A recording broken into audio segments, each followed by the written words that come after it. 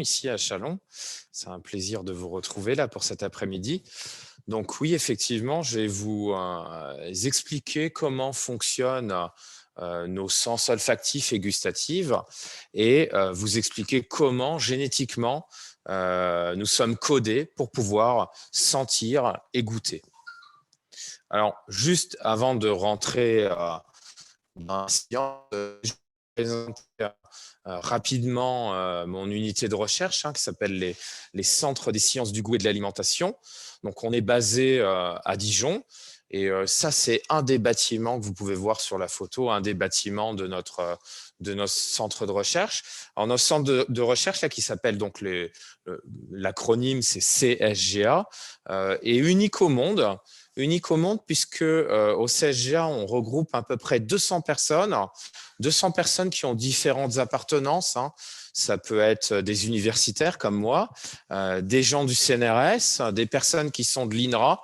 Alors là, je vous ai laissé un ancien logo, mais autant pour moi, l'INRA s'appelle INRAE aujourd'hui. Et puis aussi ce qu'on appelle l'UBFC, l'Université de Bourgogne-Franche-Comté, qui résulte de ce rapprochement entre Besançon, Dijon, et puis surtout les universités byzantines et dijonnaises, qui comprennent bien sûr pas que Dijon et Besançon. Donc le CSGA, c'est unique puisque c'est une des seules structures au monde où on va s'intéresser scientifiquement au goût et à l'olfaction, mais on va s'y intéresser du gène jusqu'au comportement. Ça veut dire qu'il y a des collègues, par exemple, qui sont psychologues, qui vont vous expliquer, qui vont essayer de comprendre comment marche la perception non consciente des odeurs. Et vous allez avoir d'autres équipes, comme la mienne, là, où nous nous intéressons à comprendre d'un point de vue moléculaire les sens olfactifs et gustatifs. Alors là, mon équipe, là, que je co-dirige avec un collègue de l'INRAE, comprend une quarantaine de personnes et l'objectif de notre équipe est de comprendre la perception de ce qu'on appelle les flaveurs. Alors, je vais tout de suite vous expliquer c'est quoi les flaveurs. Quand vous mangez un aliment, par exemple, vous avez la notion gustative, donc vous avez les goûts, on en parlera tout à l'heure, et vous avez également une grosse composante olfactive. Parce que quand vous dites je perds le goût, en fait, souvent vous perdez en fait l'odorat, puisque 80% des sensations que vous avez en bouche sont des sensations en réalité qui sont olfactifs. Donc vous avez le goût, l'olfaction, et vous avez également tout ce qu'on appelle les sensations trigéminales. Alors c'est quoi les sensations trigéminales? C'est le piquant, par exemple de la moutarde. Ça, c'est une sensation trigéminale. Vous avez aussi l'astringence, vous savez, cette sensation de sécheresse en bouche que vous pouvez ressentir quand vous mangez des fruits pas mûrs, très tanniques, et que vous avez également, bien sûr, quand vous dégustez un bon vin, surtout ici à Châlons, un vin qui peut vous donner une sécheresse buccale. Ça, c'est l'astringence. Donc, notre équipe, elle s'intéresse à décrypter d'un point de vue moléculaire comment on perçoit les goûts, les odeurs et la flaveur d'une manière générale. Et on s'y intéresse bien sûr chez l'humain. On utilise aussi d'autres modèles comme le rongeur et on va aussi beaucoup s'y intéresser chez l'insecte. L'insecte, notamment la mouche drosophile, puisque c'est un très bon modèle d'étude, la mouche drosophile. Vous pouvez faire des choses en génétique qu'on ne va jamais pouvoir faire pour des raisons d'éthique évidentes chez l'humain. C'est-à-dire chez la drosophile, on va pouvoir aller invalider un gène pour voir la conséquence. On va pouvoir faire des études de comportement, des études générationnelles, puisque la drosophile, le gros intérêt, c'est que c'est un organisme qui a un temps de génération très court, de seulement 15 jours. C'est un organisme où de nombreux génomes ont été séquencés. Donc, c'est un excellent modèle d'étude. Et ce qui est aussi très intéressant pour nous en olfaction et gustation, donc bien sûr, les drosophiles sentent des goûts et des odeurs, mais dans la branche évolutive des insectes, les perceptions olfactives et gustatives ont été inventées indépendamment de notre branche évolutive. C'est-à-dire que chez nous, les mammifères, on a l'olfaction et la gustation, et on a développé ça au fil des âges pendant les processus évolutifs, et les insectes, de leur côté, ont développé aussi ces sens, indépendamment des nôtres, et c'est très intéressant de voir ce qui est convergent entre ces deux modèles et ce qui est divergent, et on remarque qu'il y a beaucoup de choses, la solution de l'évolution pour sentir et goûter, il y a beaucoup de choses qu'on retrouve de commun, même si on l'a inventé indépendamment, on est arrivé sur les mêmes conclusions pour beaucoup de choses. Et donc ça, c'est particulièrement intéressant aussi pour se donner du recul. L'insecte en soi, en plus d'être un modèle, c'est particulièrement intéressant d'un point de vue aussi économique, hein, puisque vous savez qu'il y a de nombreux insectes qui sont nuisibles pour les cultures. Et pour le moment, la plupart des solutions qui sont proposées à nos amis agriculteurs sont des produits chimiques qui peuvent être souvent neurotoxiques, alors que l'étude, l'analyse des fonctions olfacto-gustatives chez l'insecte permet de présenter des solutions inédites, hein, qui commencent déjà à exister sur le marché, où on va aller perturber le sens olfactif d'un insecte en particulier, ce qui aura pour avantage d'avoir des molécules qui vont souvent être moins toxiques. Et en plus, ces molécules vont être très spécifiques d'un insecte donné, ce qui va avoir aussi un avantage de moins perturber l'environnement autour de ces insectes et donc d'avoir moins d'impact écologique. Donc, vraiment, l'étude des insectes peut permettre de proposer des solutions inédites qui peuvent être avantageuses d'un point de vue sociétal. Donc, si je continue, petite introduction sur les sens, hein. Vous savez que l'être humain possède 5 sens, hein. 5 sens qu'on a développés au cours de l'évolution, hein, pas directement chez l'humain, hein. Avant d'être humain, on avait déjà ces sens, hein. Et effectivement, dans ces sens, les plus connus sont finalement la vue et l'ouïe. Parce qu'effectivement, la vue paraît être un sens primordial chez l'être humain, hein, ce qui est le cas. Mais ce qu'il faut savoir, c'est que ces sens, hein, donc, qui existent également chez les autres espèces, eh ben, la vue n'est pas toujours le sens primordial chez les autres espèces. Je peux vous donner un exemple d'espèces de mammifères. Par exemple, la vache, hein, si vous prenez une vache aveugle va pouvoir très bien vivre sans trop de difficultés, alors qu'une vache qui perdrait le sens du goût ou le sens de l'olfaction, elle est condamnée. Elle ne pourra pas survivre sans l'un de ses sens. Donc, c'est pour ça que la perception de l'utilité du sens chez l'humain est peut-être sous-évaluée et on s'en rend particulièrement compte. Alors, c'est vrai que malheureusement, ces derniers mois, ça nous a donné raison puisqu'il y a beaucoup de monde qui a expérimenté la perte de l'olfaction qu'on appelle l'anosmie. Et moins fréquemment, hein, parce que je ne suis pas forcément convaincu que le Covid provoque beaucoup de pertes de gustation, d'agueusie, hein. Quand les gens disent on perd le goût, ils perdent souvent l'olfaction, donc l'anosmie. Et on se rend compte en perdant le sens du goût, donc l'anosmie, que c'est un vrai handicap au quotidien. Et c'est d'autant plus handicapant que c'est un handicap qui est invisible. C'est-à-dire que les gens ne s'en rendent pas forcément compte. Et c'est difficile de faire comprendre aux gens qu'on a un handicap qui ne se voit pas et qui reste invisible. Et il y a toute une partie de la population qui est anosmique, hein, notamment suite, alors ça peut être de manière congénitale, ça peut être suite à des accidents, notamment traumatisme crânien, un choc au niveau du crâne, hein, qui peut provoquer une rupture au niveau des fibres nerveuses. Je vous en dirai un petit mot. Et chez ces personnes anosmiques, contrairement à ce qu'on pense, c'est pas des problèmes d'équilibre du poids qu'ils ont, c'est principalement des troubles dépressifs, puisque c'est très difficile de ne pas pouvoir se sentir, de ne pas savoir si on sent bon ou si on ne sent pas bon, hein, avec des odeurs de sueur, par exemple. Ça peut être particulièrement stressant. On perd énormément d'informations dans un repas. Dans la culture française, le repas reste quelque chose de très important. Donc, de ne pas pouvoir participer, partager avec les autres, ça provoque aussi une frustration. Et pour les gens qui sont peut-être un peu plus jeunes aussi, malgré qu'on n'a pas l'impression que c'est très important pour la recherche du partenaire chez l'être humain, ça reste quelque chose de primordial dans la recherche du partenaire sexuel, puisque vous allez peut-être pas choisir à la base votre partenaire sur des critères olfactifs, mais avoir un partenaire qui aurait une odeur corporelle qui ne vous revient pas, ça contre-sélectionnerait bien évidemment ce partenaire. Donc, c'est beaucoup plus important que ce qu'on pense, et dans toute la notion de désir et de rencontre avec le partenaire, l'olfaction reste très importante. Sur les agueusies, pour en dire un petit mot, au niveau des agueusies, donc la perte du goût, hein, là, ça pose plus de problèmes au niveau de la régulation du poids par rapport aux anosmies. Il y a des choses aussi curieuses qui peuvent s'observer, c'est ce qu'on appelle au niveau, par exemple, des troubles du goût. Vous avez aussi ce qu'on appelle des dysgueusies, c'est-à-dire vous pouvez avoir chez certaines personnes des goûts qui peuvent être mélangés, ou alors le goût sucré, par exemple, qui devient métallique, et ainsi de suite. Il peut y avoir des phénomènes qui peuvent être vraiment très spéciaux. Et puis sur l'anosmie, bien évidemment, vous pouvez avoir une perte partielle de l'olfaction, ou alors ça peut être au niveau des seuils, ça peut être au niveau de certains types d'odeurs, et ainsi de suite, et ainsi de suite.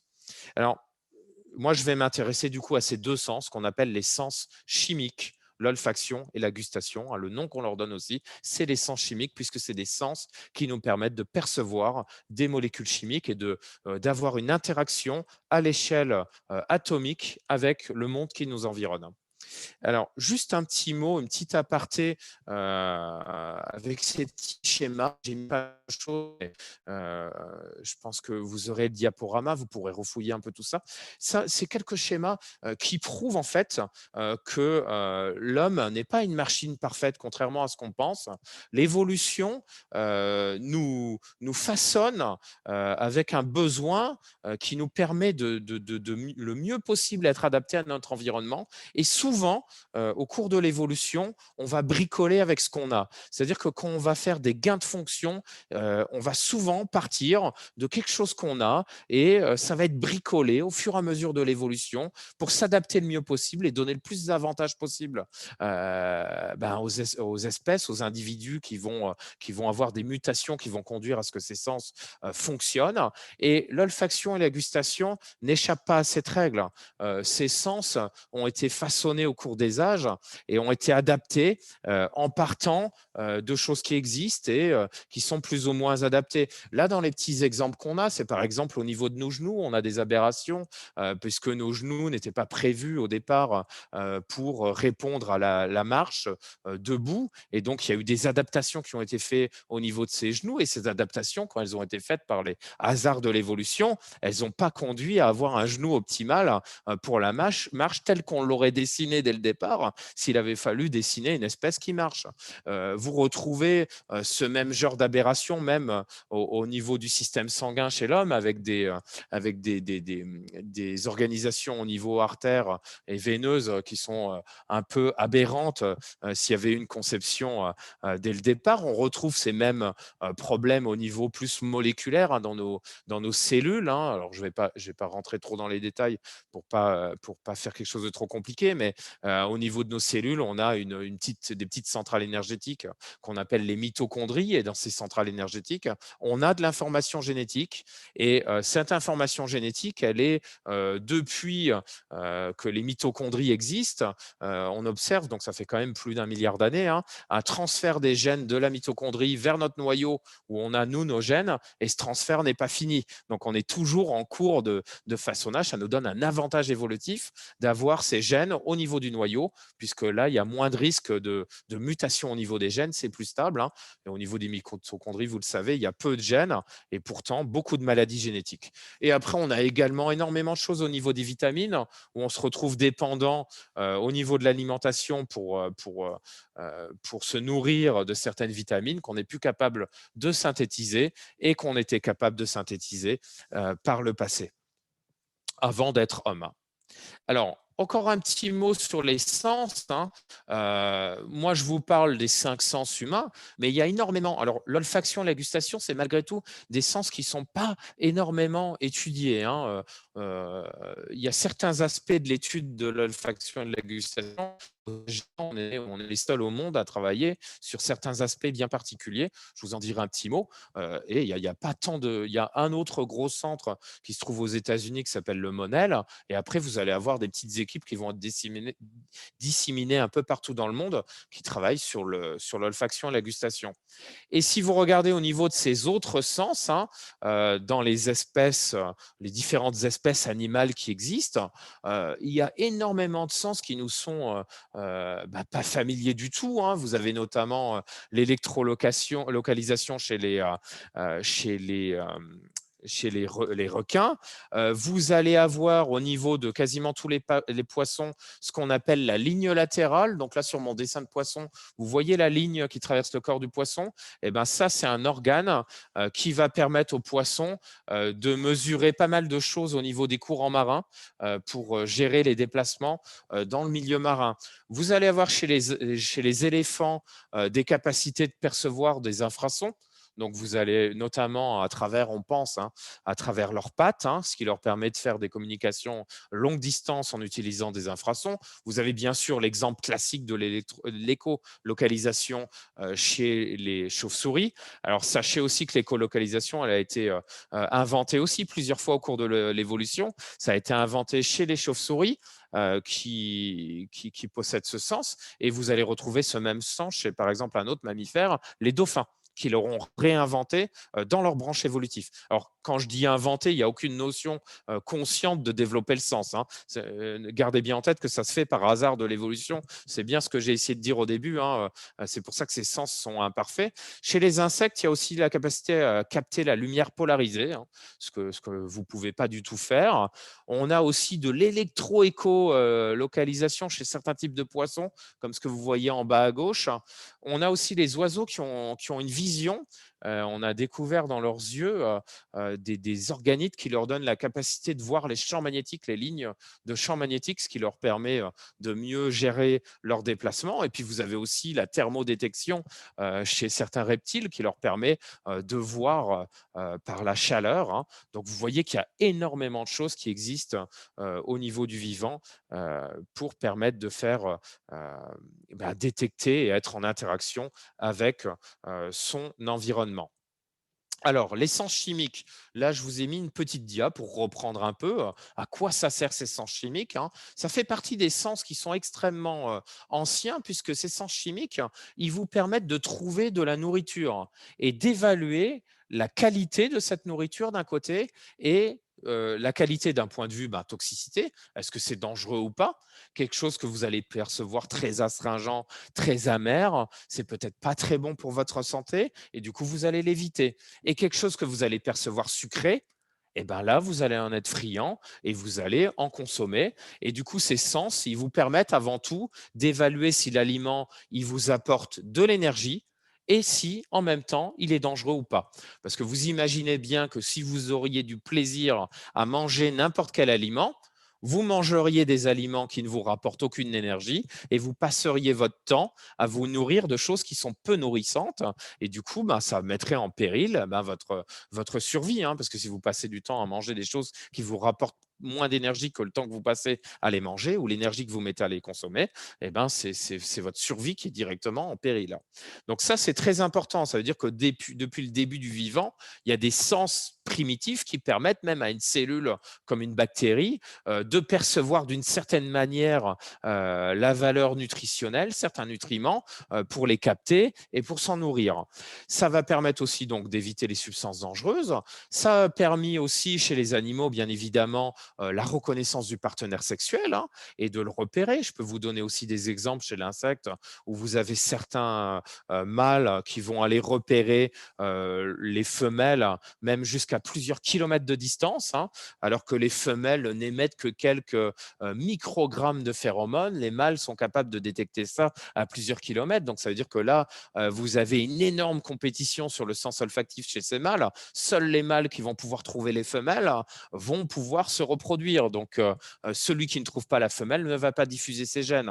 Et comme ça, au fur et à mesure de l'évolution, on a façonné ces insectes, se sont fait façonner pour être super performants d'un point de vue olfactif. C'est pour ça que vous allez retrouver même certaines espèces de papillons mâles où ils ne sont même pas capables de se nourrir. Ils ne sont même pas équipés physiologiquement pour manger. La seule chose qu'ils sont équipés, ils sont juste équipés pour trouver la femelle et se reproduire et leur destin s'arrête là.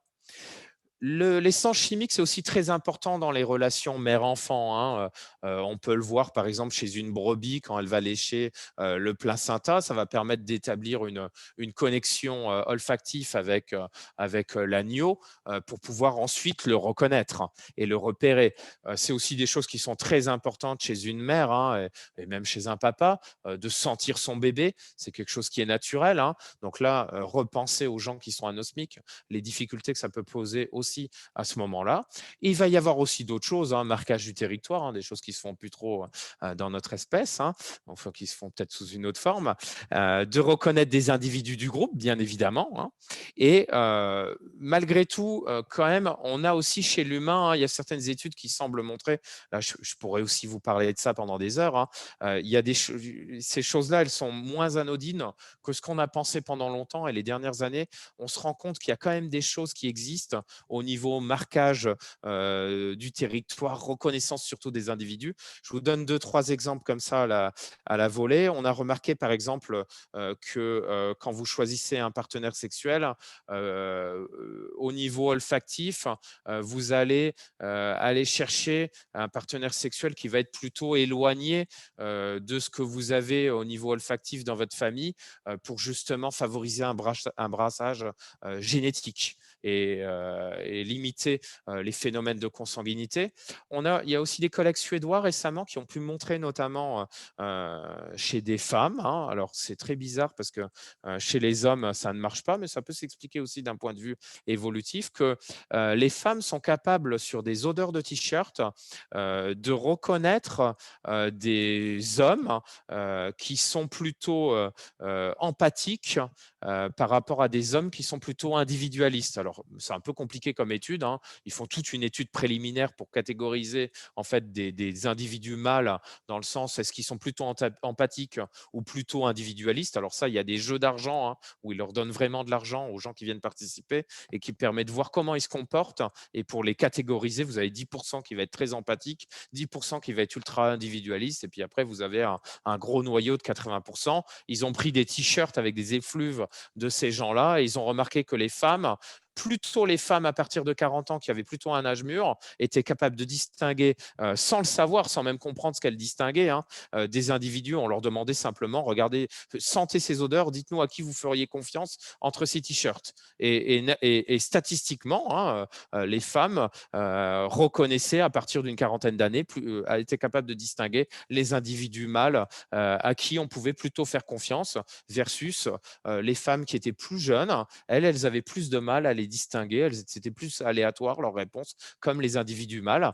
Et donc ça, c'est peut-être directement lié en fait au niveau de testostérone des individus mâles qui a un effet sur leur comportement, et du coup ce niveau de testostérone qui a un effet sur la modulation des deux types d'effluves qu'ils émettent. Et du coup, les femmes qui seraient capables de détecter ça, il y a un avantage évolutif aussi pour choisir des partenaires qui permettent, avec de l'empathie, qui augmentent les chances finalement pour élever les enfants, et donc favoriser la diffusion des gènes des individus femelles, hein, qui sont capables de reconnaître ces individus mâles plutôt empathiques. Donc, on a des choses totalement extraordinaires qui existent aussi chez l'être humain, alors qu'on a l'impression qu'on s'est complètement détaché de notre sensoriel. Il est encore là, il est encore présent. Et puis, bien sûr, vous avez des signaux d'alarme, d'agression qui sont émis, qui sont détectés par certaines espèces. Et donc, ce sens chimique, c'est quelque chose de très ancien, très important. Alors, pour avancer, déjà, je vais reséparer le goût et l'odorat. Alors, c'est ce que je vous expliquais un peu avant en introduction. Quand vous mangez, au niveau de votre bouche, quand vous mâchez un aliment, vous allez libérer énormément de molécules odorantes qu'on va plutôt appeler des arômes dans ce cas-là. Et ces molécules odorantes sont capables de remonter, vous voyez par ma petite flèche violette, elles sont capables de remonter par une voie qu'on appelle la voie rétronasale. Et en fait, quand vous percevez des odeurs, vous avez deux façons de percevoir les odeurs: par la voie orthonasale ici, les narines. Quand vous faites ça, vous sentez une rose, vous la sentez par la voie orthonasale. Et quand vous mangez un aliment, là, vous percevez les odeurs par la voie rétronasale. Et donc, 80% de ce que vous percevez en mangeant, c'est de la voie orthonasale. Et donc, la flaveur, c'est le goût plus l'odorat. plus encore ce que je vous ai dit, ce qu'on appelle les sensations trigéminales, hein, donc l'astringence, le goût piquant. Alors, je vais déjà commencer par l'olfaction. Premièrement, l'olfaction, on ne sent pas très bien les humains et ainsi de suite. C'est pas vrai, les capacités olfactives humaines ne sont pas sous-développées, hein. Alors, juste pour vous donner une petite image, là, c'est la piscine olympique de Dijon. Il y a certaines molécules qu'on connaît. Il suffirait d'en mettre, hein, on ne s'amuse pas à faire ça, hein, je vous rassure. Il suffirait d'en mettre quelques microgrammes dans la piscine olympique de Dijon et vous sentiriez cette molécule dans l'ensemble du bassin, enfin de la piscine. Donc, ça veut dire quand même être capable de sentir dans l'ensemble de la piscine quelques microgrammes seulement qui auraient été mis dans le bassin. C'est-à-dire que notre sens olfactif, il est quand même pas si sous-développé que ça. Il y a certaines molécules odorantes que vous êtes capable de sentir avec une grande capacité.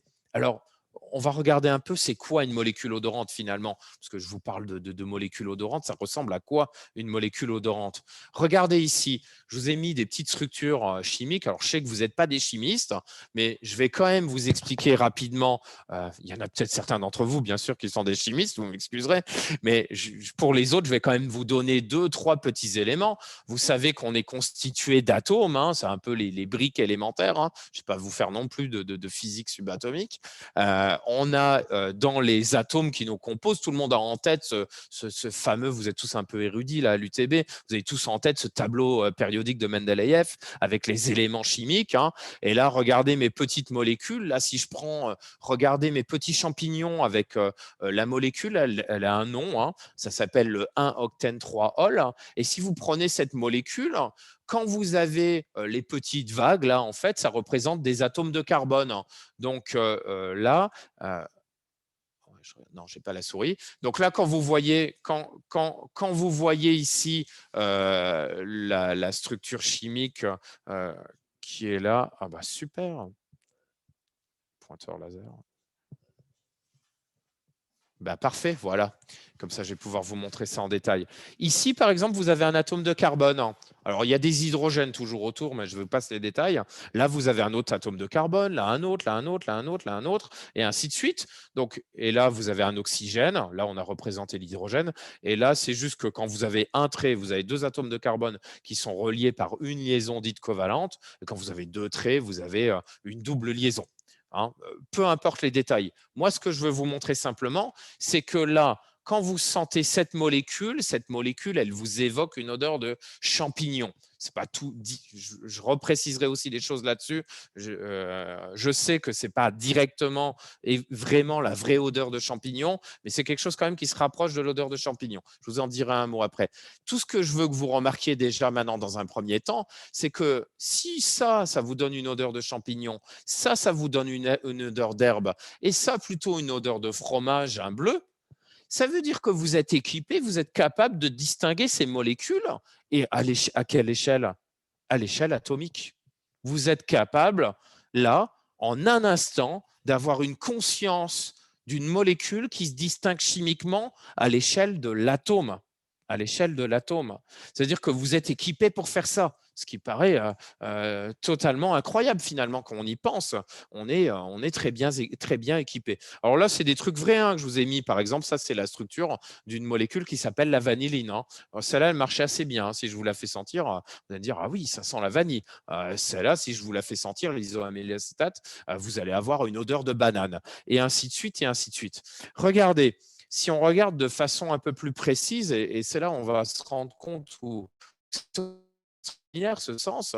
Ici, vous avez une molécule qu'on appelle l'heptanal, et ici une molécule qui s'appelle l'hexanal. Regardez, la seule différence, vous pouvez le constater par vous-même, la seule différence entre ces deux molécules, c'est que là, j'ai un atome de carbone en moins. Ça veut dire que vous êtes capable de me dire quand vous distinguez deux molécules qui sont les mêmes à un atome de carbone près, vous êtes capable de me dire qu'il y a un atome de carbone de différence. Sauf que vous n'allez pas me dire il y a un atome de carbone de différence. Vous allez me dire ça sent l'herbe et ça sent le savon parce que notre cerveau, il est bien fait. Il ne vous dit pas c'est un atome de carbone. Il vous donne une sensation, il vous donne un plaisir, il vous évoque quelque chose et il vous le traduit dans votre langage à vous, qui n'est pas forcément un langage scientifique, qui va être un langage sensoriel. Et du coup, sensoriellement, vous êtes capable de faire cette distinction. Et après, effectivement, quand vous êtes habitué, que vous savez que vous travaillez en olfaction ou alors que vous êtes parfumeur, vous reconnaissez cette odeur, puisqu'à force de la sentir, vous les reconnaissez, vous les apprenez au fur et à mesure, et vous savez que la seule différence chimiquement, c'est un atome de carbone. Donc, ça veut dire qu'au nez, effectivement, vous êtes capable de me dire, au nez, il y a un atome de carbone de différence. Je pense que vous avez des fois des intervenants qui sont plus physiciens, qui vous réexpliqueront la taille d'un atome. C'est extrêmement petit. Vous êtes capable de distinguer ça, extrêmement petit. Alors, il y a quelque chose aussi de très intéressant au niveau de l'olfaction. On est construit en 3 dimensions. On fonctionne en 3 dimensions.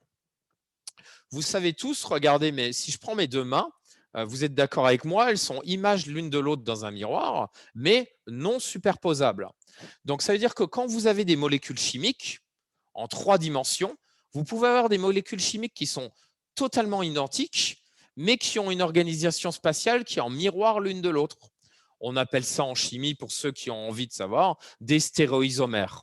Eh bien, votre sens olfactif, c'est un sens stéréoisomérique. C'est-à-dire que vous êtes capable de distinguer des stéréoisomères. Regardez ces 2 molécules.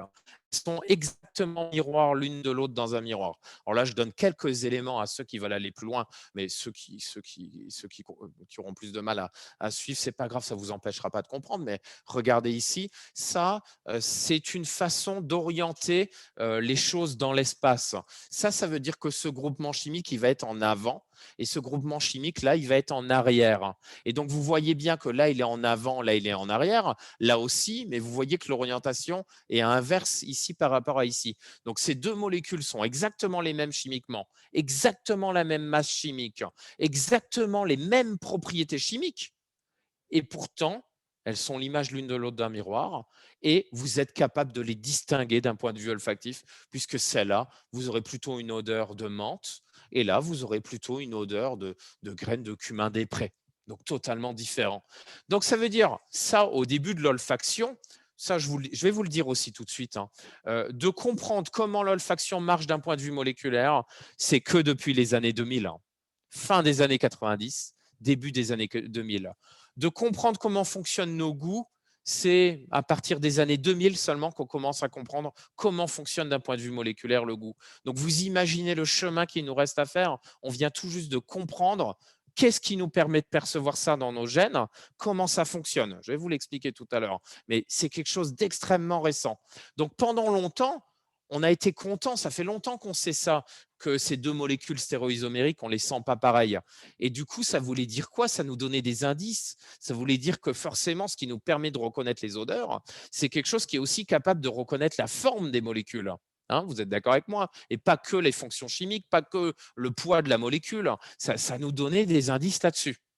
Alors, les choses sont quand même un peu plus compliquées que ce que je vous dis, parce que regardez, si je prends par exemple une fraise ou une rose, en réalité, ce qui vous donne l'odeur d'une fraise et l'odeur d'une rose, c'est plus d'une centaine de molécules. En fait, en réalité, c'est un bouquet de molécules. Et les variations de ce bouquet de molécules font que cette rose-là ait une odeur un peu différente de cette rose-là et que cette fraise-là ait une odeur un peu différente de cette fraise-là. Donc, c'est ça aussi qui fait que chimiquement, quand vous avez un industriel qui essaye de vous reproduire une odeur de fraise et qui vous fait par exemple des fraises tagada, vous allez dire ça a une odeur de fraise, mais une odeur chimique. Pourquoi ça a une odeur chimique? Parce qu'on va remettre une partie des molécules qui permettent de faire l'odeur de la fraise, mais sans toutes les mettre. Parce que si vous deviez formuler en mettant une centaine de molécules avec des doses très faibles, ça vous coûterait largement plus cher que de prendre simplement un extrait de fraise. Donc, la chimie ne va pas remplacer non plus le naturel, hein. Et pareil, si vous vouliez faire une odeur synthétique de rose qui soit exactement la même qu'une odeur de rose naturelle, on pourrait, mais ça coûterait un prix incroyable à côté d'une effluve de rose qui coûte déjà cher, hein. Alors, comment ça marche? Comment est-ce qu'on peut percevoir une odeur d'un point de vue moléculaire? Comment est-ce que ça se fait que là, quand on a un embryon qui est formé, comment dans cet embryon, qu'est-ce qui lui permet de se construire, de se développer en fœtus, en être humain, pour finalement avoir ses capacités olfactives, gustatives, comme les autres membres de notre espèce? Alors, premièrement, ça, vous oubliez tout de suite la nature vibratoire. Alors, c'est vrai qu'on entend de plus en plus de trucs là-dessus. Alors moi, on me dit souvent que je suis trop rationnel. Je vous garantis, là, la nature vibratoire de l'olfaction, c'est pas vrai du tout. On sent pas les odeurs d'après la vibration des molécules, hein. D'ailleurs, je vous l'ai dit, hein, deux stéréoisomères, c'est exactement les mêmes molécules, hein. D'un point de vue vibratoire, bon, je sais pas ce que ça veut dire vibratoire dans le sens où c'est utilisé en ce moment dans la population, mais c'est pas du tout ça qui vous permet de capter ces molécules odorantes. Vous captez ces molécules odorantes physiquement. C'est physiquement que vous les percevez. Vous sentez une odeur parce que vous avez une petite molécule qui est sur une rose qui va diffuser dans l'air et qui va pénétrer au niveau de votre nez et qui va remonter jusqu'à une structure qu'on appelle l'épithélium olfactif. Et là, cette molécule, elle va être captée dans un récepteur. Je vais reprendre le processus. Elle va être captée dans un récepteur qui va changer de forme et qui est porté par un neurone qui va envoyer un signal électrique qui va remonter au cerveau et vous donner la conscience de l'odeur. Donc, ce n'est pas du tout la nature vibratoire. Alors, je sais que c'est un peu embêtant de se dire que quand on sent une mauvaise odeur de sel ou d'urine dans les WC, on a finalement un peu des molécules de cette urine ou de ces sels qui nous remontent jusqu'au fond du nez. Mais c'est la réalité. Je suis sûr que vous allez plus voir les choses pareilles. Là, j'ai un petit schéma. J'ai un petit schéma qui vous résume les choses, hein, au niveau de ces structures. Donc, je vais essayer de vous expliquer ça de manière assez simple. Donc, vous avez ici, au fond du nez, hein, c'est assez profond, hein. Maintenant, tout le monde s'est rendu compte que, alors c'est bien le Covid, ça nous a aidé pour la vulgarisation. Tout le monde s'est rendu compte que notre cavité nasale est beaucoup plus profonde que ce qu'on croit, hein. Ceux qui ont fait des tests avec des cotons qui rentraient dans la cavité nasale, ils ont pu remarquer qu'on pouvait aller sacrément profond. Votre épithélium olfactif, hein, il est extrêmement profond.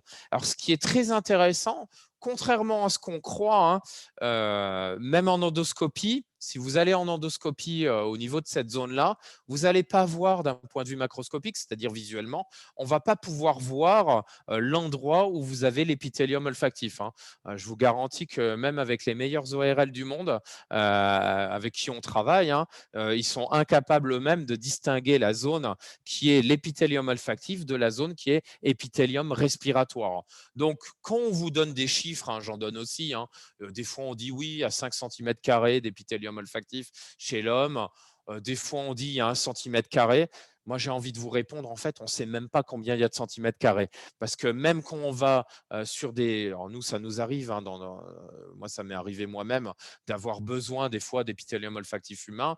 Donc là, où je le récupère avec un collègue allemand, parce qu'en Allemagne, c'est un peu plus simple au niveau de la législation, qui est ORL, et du coup, quand il fait des interventions chirurgicales dans la zone-là, chez des patients qui ont certaines pathologies, on récupère un petit morceau, ou alors ça peut nous arriver d'aller récupérer ça chez des gens dans des laboratoires d'anatomie dans les facultés de médecine. Alors moi, je vais notamment à Reims, là où on a de la chance, le directeur du laboratoire d'anatomie, le professeur Marc Labrousse, est en même temps ORL.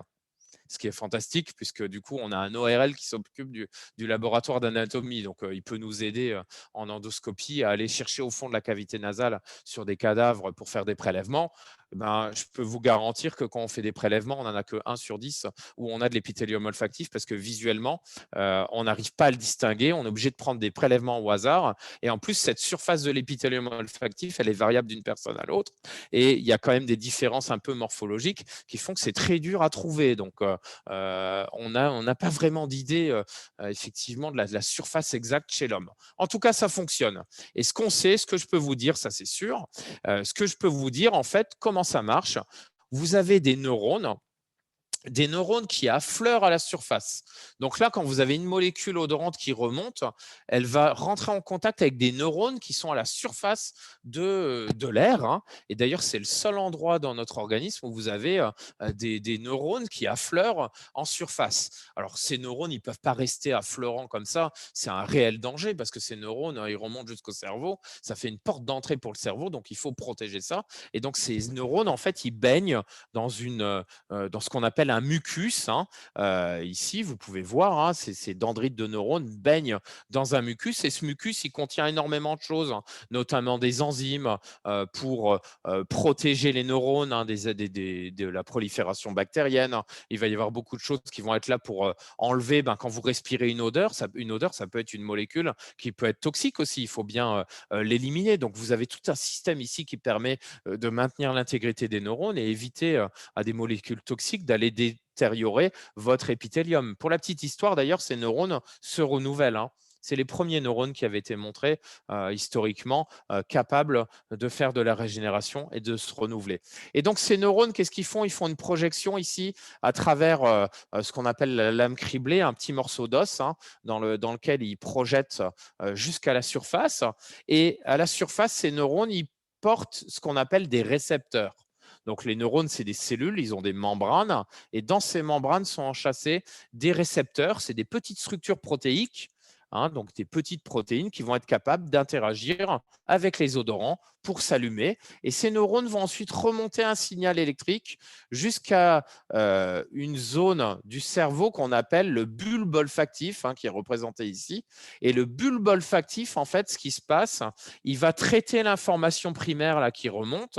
Et à l'intérieur du bulbe olfactif, vous avez ici des cellules mitrales, des neurones mitraux, qui, eux, vont remonter l'information électrique jusque dans les centres supérieurs du cerveau.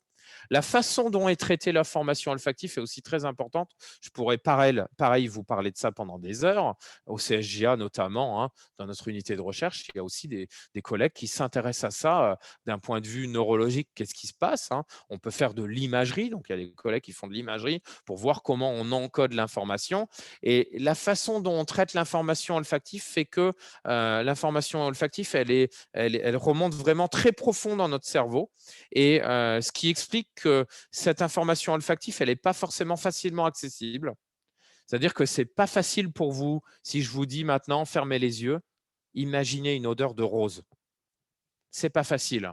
Un, un parfumeur va pouvoir le faire ou quelqu'un qui travaille dans l'olfaction avec l'entraînement, on peut réussir à le faire. Mais c'est très difficile. Par rapport à la vision, où le traitement de l'information fait que l'information visuelle, si je vous demande de fermer les yeux et imaginer un édifice du centre-ville de Châlons, ça va être possible pour vous de le faire. Pour l'olfaction, ça va être plus dur. Et l'accès à l'information olfactive, il va aussi se faire parce que quand vous allez encoder l'information olfactive, vous allez l'encoder à un événement, à un souvenir. Et ce qui va se passer, c'est que cette information olfactive va être encodée avec ce souvenir de manière très profonde. Et c'est pour ça que vous avez ce fameux effet de la Madeleine de Proust. Vous rentrez dans une pièce, vous sentez une odeur que vous n'avez pas sentie depuis des décennies. Et cette odeur, d'un coup, elle réallume en même temps les neurones qui sont autour et qui ont encodé le souvenir qui était associé à cette odeur. Et c'est comme ça que ça vous projette chez votre grand-mère quand vous étiez jeune ou ailleurs sur un souvenir qui n'a pas été réactivé depuis longtemps. Et ça permet justement ce sens olfactif aussi grâce à aller sentir une odeur. Ça peut permettre de réveiller des souvenirs dont vous aviez même plus conscience et que vous vous souveniez absolument pas. C'est pour ça aussi que c'est utilisé aussi pour aider des gens qui ont des traumatismes traumatismes et qui ont des pertes de mémoire, pour aussi des patients qui ont la maladie d'Alzheimer, hein, pour aller réactiver ces souvenirs, hein. Il y a aussi toute une discussion, pareil, hein, je pourrais vous en parler, je sais qu'en disant ça, il y a beaucoup de monde qui va me dire « Ah oui, c'est vrai, chez les patients qui souffrent de la maladie d'Alzheimer, un des signes précoces, c'est la perte de l'olfaction. » C'est quelque chose de compliqué à dire parce qu'en même temps, il y a une perte neurologique. On ne sait pas, est-ce qu'ils sont pas capables est-ce qu'ils oublient ou est-ce que c'est vraiment l'olfaction? Enfin, il y a des choses qui sont un peu compliquées à dire là-dedans. Mais en tout cas, l'encodage, la façon dont on encode les odeurs fait que c'est encodé d'une manière assez spéciale dans nos souvenirs. Alors, les récepteurs olfactifs. Je vais vous montrer un petit exemple. Alors, les récepteurs olfactifs, c'est codé dans notre génome. C'est-à-dire que dans votre génome, hein, vous avez 3,2 milliards de paires de bases. Alors, je vais vous expliquer en 2 secondes, vous allez comprendre. Vous avez une bibliothèque en vous qui explique tout ce qu'il faut construire et comment vous fonctionnez. Cette bibliothèque, c'est le génome. Ce génome, vous l'avez hérité pour moitié de votre père, moitié de votre mère, et vous avez eu un génome qui correspond à vous au moment de la formation de l'embryon. Et ce génome, à chaque fois que vous dupliquez une cellule, vous dupliquez ce génome, ce mode de fonctionnement, et ce mode de fonctionnement, ce livre, il va être lu d'une manière différente quand vous êtes dans un type cellulaire et d'un autre, hein. Vous allez me dire, une cellule d'œil, c'est pas pareil qu'une cellule de foie. Pourtant, c'est le même génome, sauf qu'il n'est pas lu pareil dans un œil et dans un foie.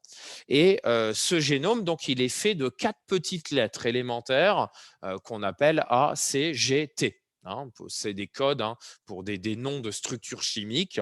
Et en fait, ces 4 petites lettres, vous en avez 3,2 milliards les unes derrière les autres. Et ça, les 3,2 milliards de lettres les unes derrière les autres, c'est votre code génétique, ce qui fait que vous êtes, vous, comment vous êtes. Après, bon, il y a l'environnement, l'éducation qui va influencer là-dessus, l'utilisation de ces gènes, mais c'est ça qui explique ça. Et ces 3,2 milliards de lettres, il y a énormément de choses là-dedans, mais il y a quelque chose de très important, c'est les gènes. Vous avez 20 à 25 000 gènes. Alors, c'est quoi un gène? C'est une séquence de ces 3,2 milliards de lettres qui codent pour fabriquer quelque chose, notamment une protéine, et pour fabriquer, par exemple, un récepteur olfactif. Et dans votre génome, les gènes que vous avez le plus représentés, c'est les récepteurs olfactifs. C'est la plus grande famille de gènes. Vous avez 350 à 380. Pareil, le chiffre se discute pour des raisons, on pourrait en discuter aussi. Bon, 350 à 380, retenez plutôt 380. 380 récepteurs olfactifs. Vous avez 380 gènes qui codent des récepteurs olfactifs. C'est une des choses les plus représentées. Regardez, vous avez 22, 23 000 gènes environ et 350 sont déjà juste utilisés pour l'olfaction. Donc, une fois qu'on avait compris dans votre génome qui permet de construire les récepteurs olfactifs et à quoi servent les récepteurs olfactifs, bah là, on avait la clé pour essayer de voir au niveau génétique, eh ben, tiens, monsieur Untel, il a ce gène-là, parce que vous savez que les gènes, ils vont avoir des versions qu'on appelle des allèles. C'est-à-dire que pour un même récepteur olfactif, je peux avoir une version et vous en avez une autre. Enfin, même pour être précis, j'ai 2 versions et vous avez 2 versions aussi qui ne sont pas forcément les mêmes. Et ça a permis d'expliquer certaines choses, hein. Il y a certaines molécules, on sait qu'une personne X ne va pas la sentir et une autre personne va la sentir. Et bien ça, c'est parce qu'on n'a pas les mêmes versions de récepteurs olfactifs, qu'on ne sent pas cette même molécule pareille.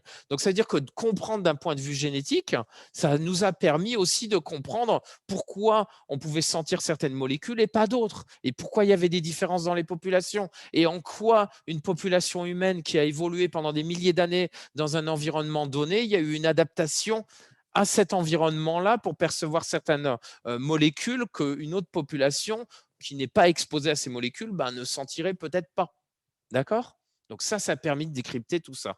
Je vous montre une petite image là, microscopie électronique, hein, qu'on a fait par exemple au labo. Et là, c'était juste pour vous montrer, vous voyez, on a la surface olfactive, hein, et puis vous voyez ici ces petites structures un peu spéciales. Et bien là, on a ce qu'on appelle les cils olfactifs, hein, et c'est là-dessus que sont portés ces fameux récepteurs olfactifs, hein. D'accord? Et regardons à quoi ça ressemble un récepteur olfactif.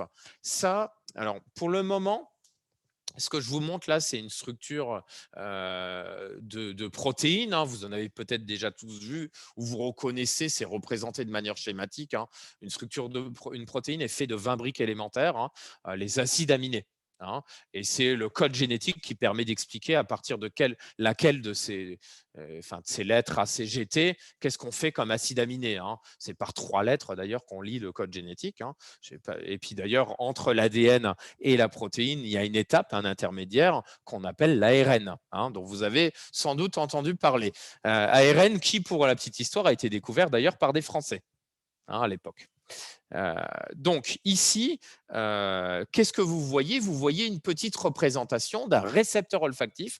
C'est une protéine qui est enchâssée dans la membrane, c'est-à-dire dans la partie qui entoure la cellule, qui entoure le neurone. Et là, dans ce récepteur, regardez, on a une petite molécule ici, c'est un odorant, et on essaye de regarder comment l'odorant il vient se mettre dans ce récepteur pour lui faire changer de forme. Et en changeant de forme, ça va changer la forme de la structure qui est ici, qui elle-même interagit derrière avec une autre protéine. Et il va y avoir toute une cascade, hein. Ça, pareil, je pourrais vous expliquer, mais ça ne sert à rien d'aller non plus trop dans les détails, hein, pour cette overview, on va dire. Et donc, toute cette petite cascade d'événements qui va se produire, ça va conduire à une dépolarisation du neurone et un signal électrique qui va remonter jusque dans le cerveau. Et ça va permettre de transformer une structure chimique en signal électrique bien précis. Tout le monde me suit? Et petite information là-dessus, vous savez qu'on est capable de résoudre des structures de protéines à l'échelle atomique. Ça, c'est aussi quelque chose qu'on fait dans l'équipe, c'est-à-dire qu'on est capable, vous me dites une structure, je suis capable ça demande du travail, hein, c'est expérimental, hein, il nous faut quelques mois, mais on peut vous dire, bah, tiens, telle structure, les atomes, ils sont positionnés comme ça, exactement. Hein. Pour faire ça, on transforme une protéine en cristal dans lequel on reproduit symétriquement l'organisation de la protéine et ensuite on va à un accélérateur de particules ou à Grenoble au synchrotron européen ou à Soleil au sud de Paris. Et ben, que vous avez visité. Bon, bah alors du coup, je ne parle pas à côté de la plaque. Et du coup, on fait de la diffraction rayon X. Et en fait, en étudiant la position des tâches de diffraction, on arrive à reconstituer la position des nuages électroniques et retrouver la position des atomes. Et ça nous donne des vues à l'échelle atomique de nos protéines.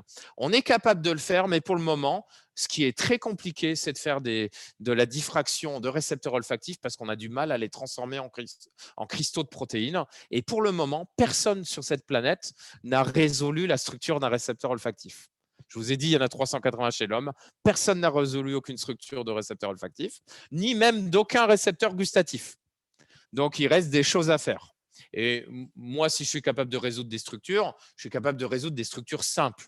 Il faut vraiment être spécialiste dans la résolution de structures pour s'attaquer à un problème comme celui-là. Et il reste, même pour les meilleurs au monde, il reste très compliqué. La preuve, personne n'y a encore réussi. On y arrivera un jour, mais pour le moment, on n'a pas réussi. D'ailleurs, les premiers qui ont résolu des structures de récepteurs membranaires comme ça, Brian Kobilka, il a eu le prix Nobel il y a 4-5 ans pour ça. Et là, je vous ai mis 2 photos.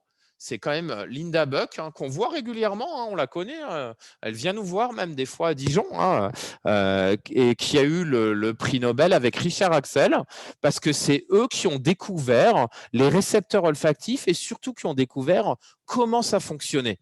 Parce que maintenant, je vais vous poser un petit problème. Je vous ai dit qu'on avait 380 récepteurs olfactifs. Voilà, on a 380 récepteurs olfactifs. Combien on est capable de percevoir d'odeurs différentes?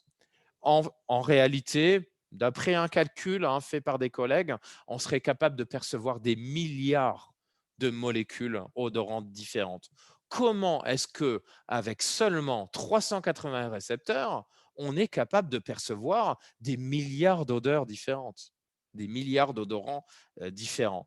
Et ben ça, c'est Linda Buck et Richard Axel qui ont apporté la réponse en même temps que la découverte des récepteurs olfactifs et qui leur a valu du coup le prix Nobel.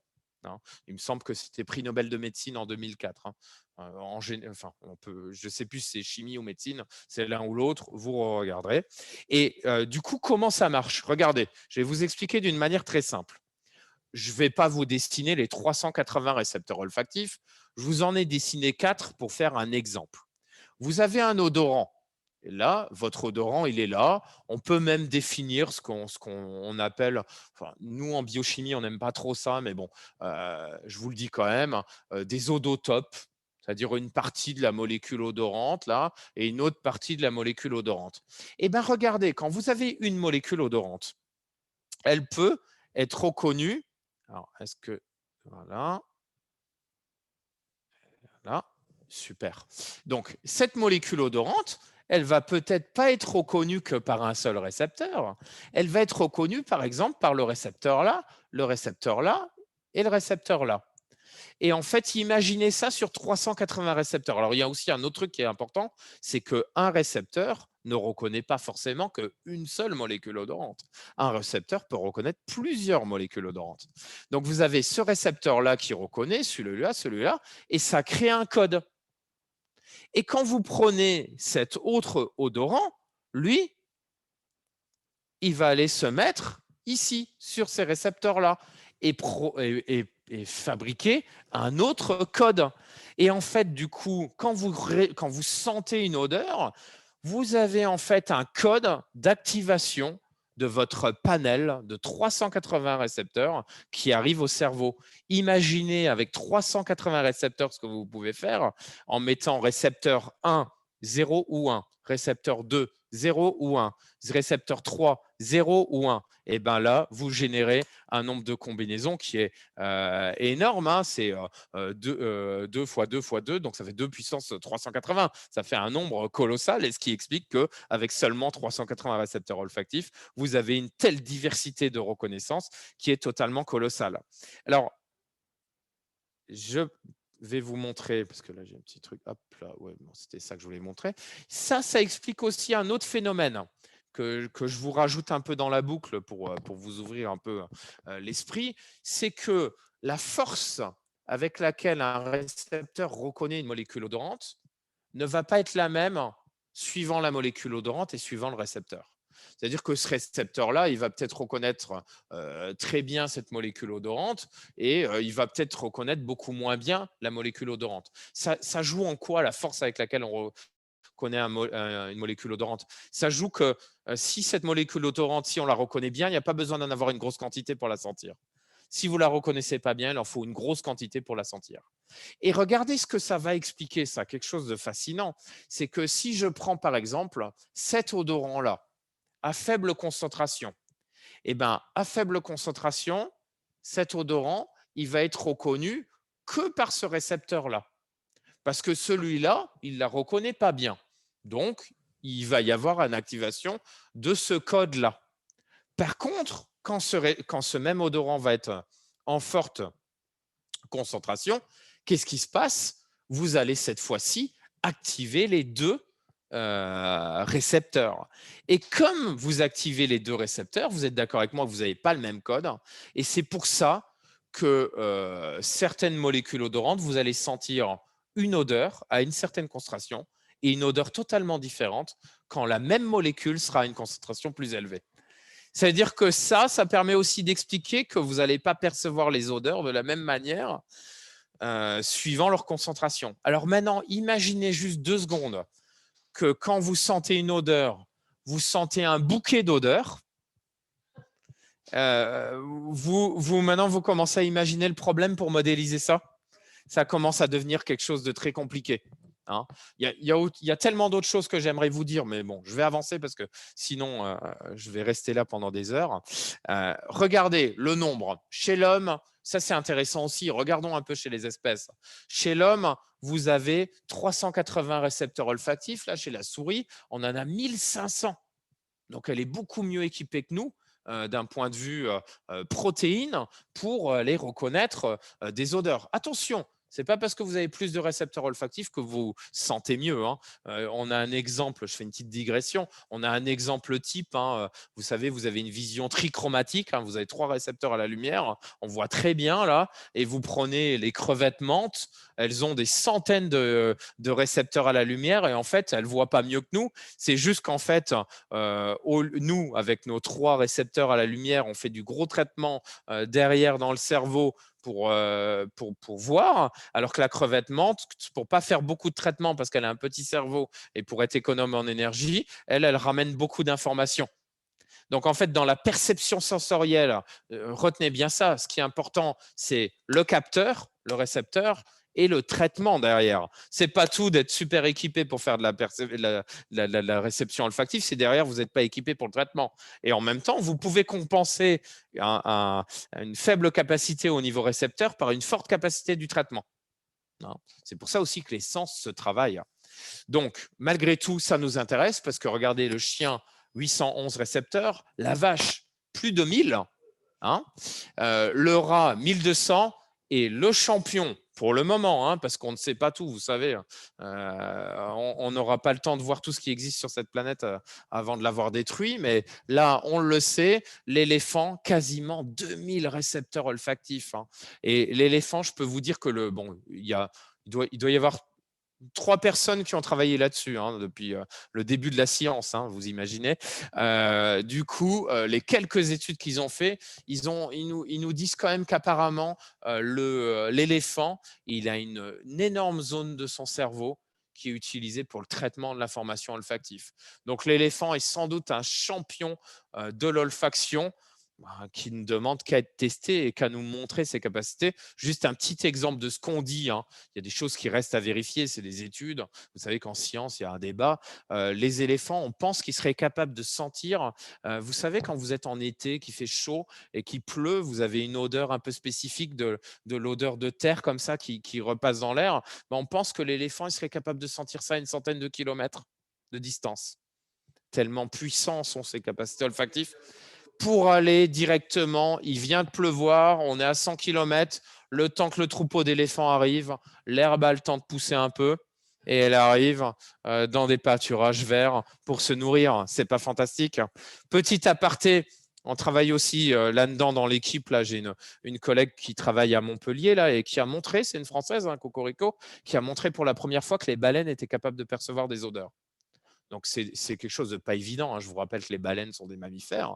Donc, il y a eu des énormes bouleversements au cours de l'évolution de leur système olfactif qui a dû complètement migrer hein, sur les évents ici à l'arrière. Et du coup, de dire qu'une baleine sent des odeurs, c'est pas évident parce que dans ses expériences qu'elle a dû faire sur site, elle a dû montrer que elle mettait des solutions de krill et elle essayait de voir si ça attirait les baleines. Mais il fallait quand même faire attention parce qu'à un moment donné, ils ont remarqué que ça attirait aussi les oiseaux et de se poser la question si la baleine, en fait, elle ne voyait pas les oiseaux et que c'est ça qui lui indiquait la position des krills. Il a fallu faire des contrôles avec une solution de la même couleur qui n'avait pas d'odorant et après tester les odorants. Ça paraît simple comme ça de dire si une baleine sent des odeurs ou pas. Mais en fait, je vous garantis que non. Et donc, elle a réussi à le prouver et elle a montré aussi que les populations de baleines, suivant la densité de nourriture dans les zones où elles sont, hein, les populations de baleines n'ont pas les mêmes capacités olfactives. Donc, les baleines, les groupes de baleines qui vivent dans des zones où il y a moins de krill, elles ont des meilleures capacités olfactives pour mieux trouver leur nourriture. Donc, chez les mammifères, on a les baleines qui sentent aussi, mais il y a énormément de choses, de questions qu'on se pose. Alors, là, j'ai mis un petit schéma, hein, c'est ce que ça avance, voilà. Un petit schéma, hein, c'était juste pour vous illustrer le fait qu'aujourd'hui, voilà, il y a énormément d'expériences qui sont faites là-dedans où on est capable d'aller voir au niveau du cerveau quelle zone du cerveau s'allume hein, en regardant la consommation de glucose hein, dans le cerveau, l'activité des neurones, en vous faisant sentir une odeur A, d'une odeur B. On est allé faire des études. Il y a quelques collègues qui travaillent là-dessus, notamment à Lyon. Mustapha Ben Safi, par exemple, si vous cherchez un peu, vous allez trouver. Il travaille là-dessus. Il est allé comparer des cerveaux de parfumeurs comment il s'allume par rapport à un cerveau d'une personne lambda pour sentir une odeur. Et on remarque qu'un cerveau de parfumeur, il s'allume beaucoup moins parce qu'il y a un traitement beaucoup plus efficace de l'information, qu'on va avoir l'allumage d'autres zones du cerveau, notamment des zones associées au langage. Parce que ce qui fait qu'un parfumeur est si bon en olfaction, c'est qu'il arrive à associer des mots sur des molécules et utiliser d'autres aires du cerveau pour l'encodage et pour refaire sortir les souvenirs. Donc tout ça, il y a énormément de choses sur lesquelles on travaille et les choses avancent. Hein. Là, un petit truc aussi pour illustrer la variabilité interindividuelle, hein, puisque maintenant, grâce à la connaissance de ces récepteurs, on avance. Hein. Il y a des choses qu'on fait. Et regardez, là, c'est un tableau qui montre, par exemple, l'odeur d'androsténone, par exemple, qu'on va retrouver notamment dans la sueur et les urines. Vous avez à peu près 40% de la population qui est anosmique. Ça, c'est très rigolo. Hein. Si je vous faisais un test là, hors Covid, où je vous ferais sentir de l'androsténone, il y aurait 40% qui sentiraient rien. Bon, c'est marrant, ils mettent le nez dessus parce que les autres, il y a à peu près 40% qui sentent une odeur désagréable, 10% et 30% qui sentent une odeur désagréable, 10% une odeur très désagréable. Donc, quand vous voyez quelqu'un qui est là, oh, ça sent vraiment pas bon, et puis les autres, oh, je sens rien, et ils se demandent s'ils ont un problème, ils mettent le nez dessus. Hein. Et puis vous avez, c'est très rigolo, vous avez 10% qui sentent une odeur de fleur. Donc pour une même molécule, vous avez quelqu'un qui va vous dire ça sent vraiment mauvais, et l'autre, non, bah, ça sent bon. Donc là, on a quand même des histoires de variabilité. Et là, on a pas mal de molécules qui ont été identifiées. Là, je vous donne encore un exemple. Triméthylamine, vous avez 7% qui est anosmique. Et c'est très rigolo parce que la proportion d'anosmique au triméthylamine, odeur de poisson, hein, et ben les pêcheurs islandais, ils sont majoritairement anosmiques à cette odeur-là. C'est-à-dire que la population islandaise, elle résulte d'un peuplement humain très faible. Peuplement humain enfin, il y a eu quelques humains qui sont allés peupler l'Islande. Et du coup, naturellement, les gens qui sont plutôt devenus pêcheurs, c'est ceux qui n'étaient pas incommodés par cette odeur-là. Et donc, et puis d'ailleurs, naturellement, c'était peut-être plutôt ceux qui ont migré. Donc, du coup, il y a une sorte de sélection qui s'est opérée, qui fait que les populations de pêcheurs islandais aujourd'hui est peu sensible à cette odeur-là. Il y a d'autres exemples. Hein. Si je vous prends l'androsténone, c'est une odeur qu'on retrouve aussi au niveau de la viande de porc non castrée. Hein, c'est pour ça qu'il y a de la castration de porc. Et si vous regardez le gradient d'anosmie sur les populations européennes, c'est-à-dire qu'on peut regarder, tiens, est-ce que l'espagnol, il sent bien cette odeur et est-ce que la personne qui vit en Suède, elle ne la sent pas? Ben, on remarque que ceux qui sentent le mieux les odeurs d'androsténone sont plutôt au sud de l'Europe et au nord de l'Europe, on les sent plutôt moins. Ce qui explique qu'au niveau de l'Europe, la pratique de la castration du porc, elle est plus répandue dans le sud de l'Europe que dans le nord de l'Europe. Donc après, c'est vrai que quand vous faites une loi au niveau européen pour la castration du porc, je ne pense pas que nos amis fonctionnaires aient pris en compte le gradient génétique qui explique les pratiques locales hein, qui sont avant tout sensorielles. Hein. Ah, OK. Donc, il y aurait énormément de choses à vous raconter là-dessus. C'est fascinant et on en découvre tous les jours. Hein. Donc là, ça c'était un petit exemple. Je vais tout de suite mettre ça. Petit exemple là chez le chien. Hein. Regardez chez le chien au niveau de sa cavité nasale ici. Là, je vous ai montré les cavités nasales. Donc là, vous voyez chez l'homme, au niveau de la cavité nasale, on a quasiment tout notre tissu qui est de l'épithélium respiratoire. Donc, qui ne sert pas à percevoir les odeurs. Et la petite partie en rouge, c'est de l'épithélium olfactif. Donc, je vous ai dit 1 à 5 cm². Moi, je dirais même plutôt 1 que 5 hein, maintenant. Mais bon. Chez la souris, vous voyez, c'est un peu plus répandu.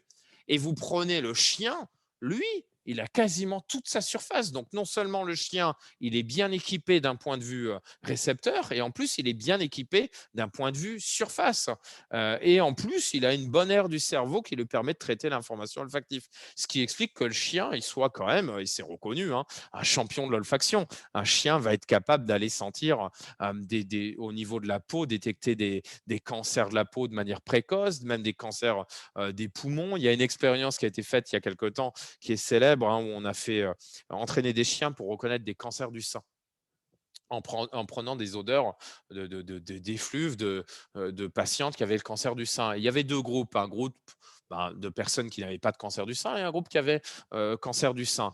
Les chiens se sont trompés sur une seule personne qu'ils ont mis dans le groupe cancer du sein alors qu'elle n'avait pas de cancer du sein. Et cette personne n'avait pas de cancer du sein. 2-3 mois après, elle a déclaré un cancer du sein.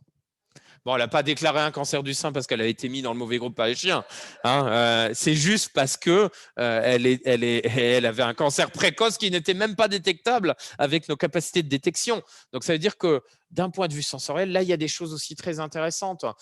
Je ne fais pas de pub pour recruter dans mon labo, hein, mais juste quand même pour vous dire, vous payez des impôts en Bourgogne. De temps en temps, ça nous arrive quand même que la région nous donne un peu d'argent.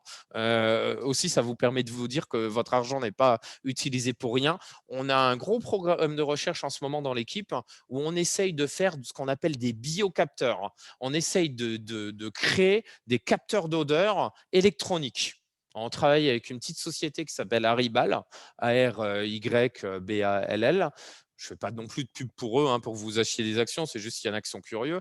Et en fait, on est en train de miniaturiser en ce moment pour essayer de mettre sur un téléphone portable où vous pourriez souffler dessus et ça vous donne des indications olfactives de ce que le capteur perçoit. Et on essaye pour faire ça, on couple de l'électronique, de la physique avec de la biologie.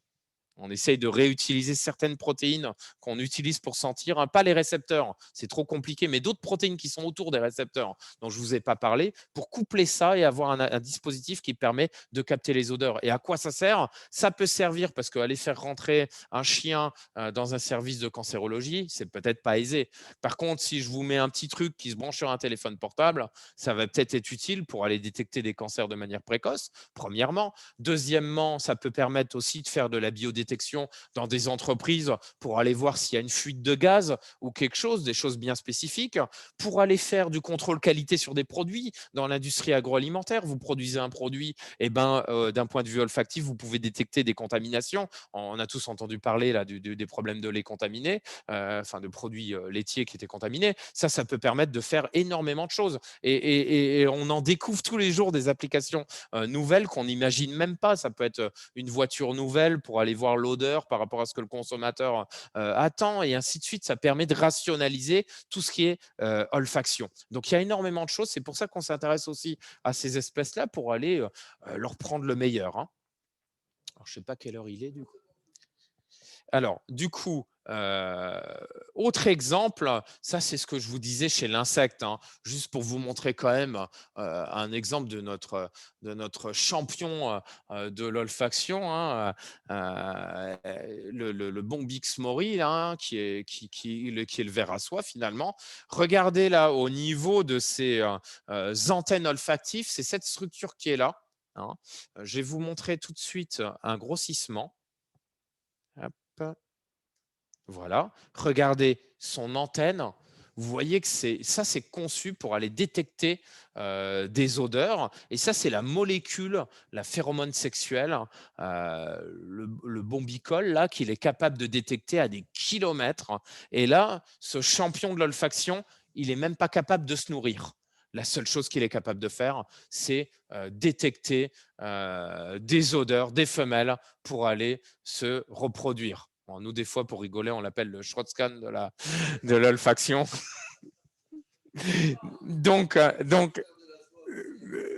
voilà. Mais là, non, là, le mâle, non. Le mâle, son seul but, c'est de détecter la femelle. C'est rien d'autre. C'est la femelle qui fait le boulot. Et c'est quand il est sous forme de ver aussi. Là, il va avoir aussi les insectes, hein, quand ils sont sous forme larvaire, ils ont également sous forme larvaire un organe olfactif qu'on appelle l'organe dorsal qui va aller après se transformer. Je vous dis juste un petit mot sur les insectes, c'est fascinant.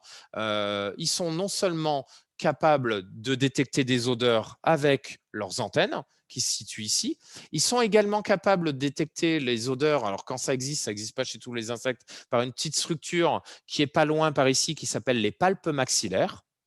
Et ils vont être capables de percevoir le goût avec, là, lui, il n'en a pas, donc il ne va pas percevoir, mais quand vous êtes une drosophile, par exemple, vous savez, il y a une petite trompe comme ça sur les mouches. Alors, les drosophiles, c'est les petites mouches là, que vous voyez voler, que vous n'arrivez pas à attraper, qui viennent comme ça naturellement. Mais regardez vos grosses mouches domestiques qui vont avoir une trompe, on appelle ça le proboscis, sont capables de percevoir le goût avec le proboscis. Jusque-là, rien d'étonnant. Mais maintenant, je vais vous en dire un peu plus. Les mouches sont capables également de percevoir le goût avec les pattes.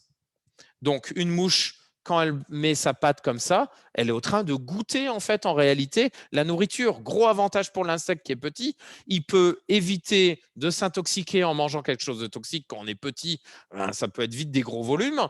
Et ben en goûtant simplement avec sa patte. Gros avantage. Autre avantage, chez la femelle de la mouche par exemple, elles sont capables de goûter avec l'organe ovipositeur, c'est-à-dire l'organe qui permet de pondre les œufs. Ça va permettre à la femelle de goûter l'endroit où elle met ses œufs pour mettre des œufs à un endroit qui va être riche en nourriture. Et alors ça, c'est un collègue de mon équipe là, qui a montré ça récemment, que les mouches étaient également capables de percevoir des goûts avec les ailes de manière encore plus fascinante. Il y a encore des choses qui restent à découvrir, mais imaginez quand vous êtes un insecte, vous volez, vous êtes en 3 dimensions, vous devez retrouver votre femelle, vous allez vous déplacer, les odeurs, elles se déplacent. Si vous regardez comment de la fumée de cigarette, je ne vous conseille pas de fumer, mais si vous voyez de la fumée de cigarette, vous voyez que ça se déplace en volupte. Une odeur, ça se déplace comme ça en volupte, invisible. Ça veut dire que l'insecte, quand il vole, il va être capable, entre les 2 antennes, de mesurer la différence de concentration entre une antenne et l'autre pour évaluer, pour pouvoir se positionner dans la zone la plus concentrée en molécules odorantes. Et après, en se déplaçant, il est capable de mesurer la concentration en molécules dans l'espace tridimensionnel pour se déplacer dans la volupte et remonter la piste olfactive jusqu'à la source. Et donc, ça veut dire déjà, il est capable de spatialiser l'information olfactive de manière très poussée, premièrement. Deuxièmement, ça nécessite aussi une réinitialisation très importante du signal. C'est-à-dire que quand vous captez une molécule odorante, il faut que l'instant d'après, cette molécule odorante soit évacuée du récepteur pour réinitialiser tout le système pour pouvoir recapter et remesurer. J'enlève, je capte, je mesure, j'enlève. Et ça, l'insecte est capable de le faire en quelques millisecondes. Quand nous, on est quand même malgré tout capable de le faire à l'échelle de la seconde, la réinitialisation. C'est sûr que si vous rentrez dans une boutique de parfumerie et puis qu'il y a une effluve, ça vous en avez plein le nez, vous avez un phénomène d'habituation. Donc là, nous, on s'intéresse aussi à ce phénomène dans l'équipe. Je vous ai dit que les récepteurs olfactifs, ils baignaient dans un mucus là. On s'intéresse aussi à toutes les enzymes qui sont là-dedans et qui permettent justement de réinitialiser le signal. Parce que la réinitialisation du signal, elle est importante finalement pour comprendre la dynamique de perception, notamment chez les insectes, mais aussi chez les humains. Et on s'est même rendu compte récemment, ça pareil, c'est nous qui avons montré ça. Je ne suis pas chauvin, c'est juste pour vous montrer que vos impôts sont bien utilisés. On a aussi également montré pour la première fois que certaines odeurs, en fait, on ne sent pas directement la molécule odorante, mais on sent le métabolite, c'est-à-dire que quand vous dégradez cette molécule odorante, dans certains cas, le produit de la dégradation de la molécule odorante peut lui-même être odorant. Et en fait, des fois, quand vous sentez une odeur, vous sentez en réalité l'image métabolique de cette odeur. Et on est en train de se demander si ça n'aurait pas quand même un gros avantage évolutif, parce que directement en sentant une odeur, ça nous donne une indication sur notre capacité à la métaboliser, donc notre capacité à la biotransformer pour l'éliminer, et donc ça nous donne une information sur notre capacité à s'y exposer. Imaginez une molécule odorante que vous êtes capable de métaboliser rapidement, vous n'aurez pas le temps qu'elle arrive au récepteur. Donc, vous la sentirez moins bien. Donc, vous allez plus vous exposer. Et si vous n'êtes pas capable de la métaboliser, elle va s'accumuler plus au niveau olfactif et vous allez la sentir plus fortement à faible concentration et heureusement, vous êtes moins capable de la métaboliser. Vous me suivez? En fait, cette histoire de métabolisation des molécules odorantes autour des récepteurs, ça serait un moyen évolutif d'ajuster votre exposition à ces molécules et d'ajuster votre niche écologique. OK? Donc, je continue maintenant sur la gustation pour pas non plus que ma conférence dure trop longtemps. Donc, c'est l'autre sens chimique. les récepteurs gustatifs, hein, je vais vous en dire un mot, et vous allez voir, vous avez aussi beaucoup de choses à apprendre là-dessus. Déjà, je vous montre un premier truc. Peut-être qu'il y en a qui ont déjà vu ça. Donc, sachez que ça, ça résulte d'une erreur de traduction d'une thèse allemande. Donc ça, c'est non, c'est faux. C'est faux, c'est totalement faux. Je pourrais vous faire une expérience très simple. Le sucré, c'est pas qu'au bout de la langue, hein. Moi, si vous me mettez du sucré à l'arrière de la langue, j'ai aussi la perception sucrée, hein. Donc, c'est sûr que c'est joli, ça fait beau dans les livres, mais c'est faux. C'est pas comme ça que ça fonctionne. On ne perçoit pas les goûts de manière zonale comme ça. Comment ça se passe pour percevoir les goûts? Quelles sont les structures qui nous permettent de percevoir les goûts? Ben regardez, là, je vous ai mis une petite structure. C'est un collègue, hein, qui avait fait ces images-là, il a publié ça dans un magazine de vulgarisation. Et là, on va regarder au niveau de notre langue. Alors, au niveau de notre langue, on va trouver différents types de ce qu'on appelle des papilles. Vous regarderez ce soir, vous regarderez dans le miroir et vous tirerez la langue. Et vous allez voir qu'en tirant la langue, vous allez remarquer que vous avez des petits points. Et ben, ces petits points qui sont à certaines zones, c'est des papilles. Et vous avez différents types de papilles. Si vous regardez vraiment au fond de votre langue, vous allez trouver ces grosses papilles caliciformes en forme de calice.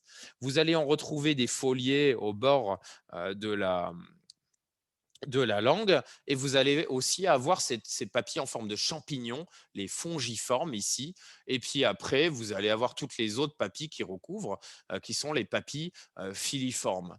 Qu'est-ce qui se passe au niveau de ces papilles? Vous allez retrouver une autre petite structure, si je descends en taille, ça va être les bourgeons du goût. Et ces bourgeons du goût, là, ici, si on regarde sur cette image-là, ces bourgeons du goût, là, il y a une fibre nerveuse qui part par ici, là, si vous me suivez. Il y a une fibre nerveuse. Forcément, qui dit sensation sensorielle, dit connexion au cerveau. Il faut bien que ça soit connecté au cerveau. Ça ne communique pas par Wi-Fi, là, hein. Donc là, ici, une petite fibre nerveuse. Vous avez plusieurs types cellulaires là-dedans, hein. Pareil, on pourrait parler pendant 2 heures juste de ça. Et puis là, à la surface, ça va, ces petits bourgeons du goût, là, ils vont sortir au niveau. Donc là, vous avez la papille. Là, ici, ça, c'est la papille. Vous allez avoir ces structures de bourgeons du goût avec la fibre nerveuse qui vont se connecter là à l'arrière. Et ce bourgeon du goût, quand vous le regardez de près, vous allez avoir ici sur un pôle qu'on appelle apical, vous allez retrouver les récepteurs au goût. C'est ça qui vous permet de percevoir les goûts. D'accord? Donc ça, d'un point de vue physiologique. Maintenant, première question, quels sont les goûts? Vous avez 5 grands goûts. Le sucré, le salé, l'acide, l'amer et l'umami, qui veut dire, c'est un mot japonais, qui veut dire délicieux, hein. Vous avez d'autres goûts qui sont en discussion. J'en dirai un tout petit mot juste après. Alors, vous connaissez très bien sucré, salé, acide, amer. Vous connaissez moins l'umami. C'est avant tout un problème culturel. L'umami, il est très utilisé dans la culture japonaise. Je vous souhaite, après le Covid, vous allez pouvoir revoyager. Si vous n'êtes pas allé encore au Japon, une très belle destination, vous pourrez discuter avec n'importe quel Japonais. Tous connaissent le goût umami. Vous prenez un gamin japonais de 4 ans, il vous explique ce que c'est l'umami. Ça fait partie de leur connaissance culinaire de base, hein. Vous savez que les Japonais sont très développés dans la cuisine, un peu comme nous, et ils jouent beaucoup sur la sensation umami. Nous aussi, on l'utilise. Alors, elle était très connue du temps de l'Empire romain, hein. En Europe, vous seriez venu ici du temps de l'Empire romain. Il y avait on jouait beaucoup avec le goût umami aussi en Europe à l'époque, et ça s'est un peu perdu. On le connaît un peu moins aujourd'hui. Et le goût umami, en fait, vous allez le retrouver dans de très nombreux aliments, naturellement. Une tomate est riche, elle a un goût umami. Le fromage a aussi un goût umami, certains fromages plus que d'autres. Et en fait, je pourrais vous faire percevoir cette sensation umami. Il y a une molécule qui est vraiment typique du goût umami, c'est l'acide glutamique. C'est la petite structure, la petite molécule qui est là. L'acide glutamique, c'est quoi? C'est un acide aminé. Vous vous souvenez que vos protéines sont faites de 20 briques élémentaires. Il y a une de ces briques, c'est l'acide aminé, acide glutamique. Et en fait, cet acide aminé, c'est l'acide aminé qui est le plus représenté dans nos protéines. Donc, en fait, cette sensation umami, elle est là pour nous donner une indication sur la richesse protéique d'un aliment.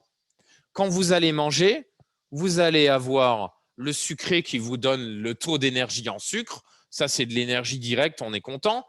Le salé, alors là, le salé, c'est important parce qu'il vous en faut. Et vous allez. Le salé, c'est un peu spécial, hein. Trop salé, vous n'aimez pas. Pas assez salé, vous n'aimez pas. En fait, la zone où vous faites, ou qui fait que vous aimez le salé, c'est la zone exactement qui permet de maintenir votre concentration en sel dans le corps. Hein, donc un truc trop salé par rapport à votre concentration en sel dans le corps, vous l'aimez pas assez, vous en aimeriez bien un peu plus. Donc le sens là, il est réglé pour garder cette concentration de sel dans le corps. Vous avez l'acide, pour vous éviter de manger des trucs trop acides qui peuvent renseigner sur un développement microbien anormal, ou alors tout simplement pour pas vous brûler les tissus. Hein. Et puis vous avez derrière la mer, hein, la mer qui va renseigner sur une certaine diversité de molécules qui peuvent être potentiellement toxiques. Et la sensation amère, au départ, vous la rejetez, mais avec l'expérience, l'amertume, vous pouvez l'accepter, voire l'apprécier. Donc, ça veut dire que là-dessus, il va y avoir une éducation qui va permettre aussi d'appréhender ce sens-là. Vous avez votre cerveau qui permet d'ajuster.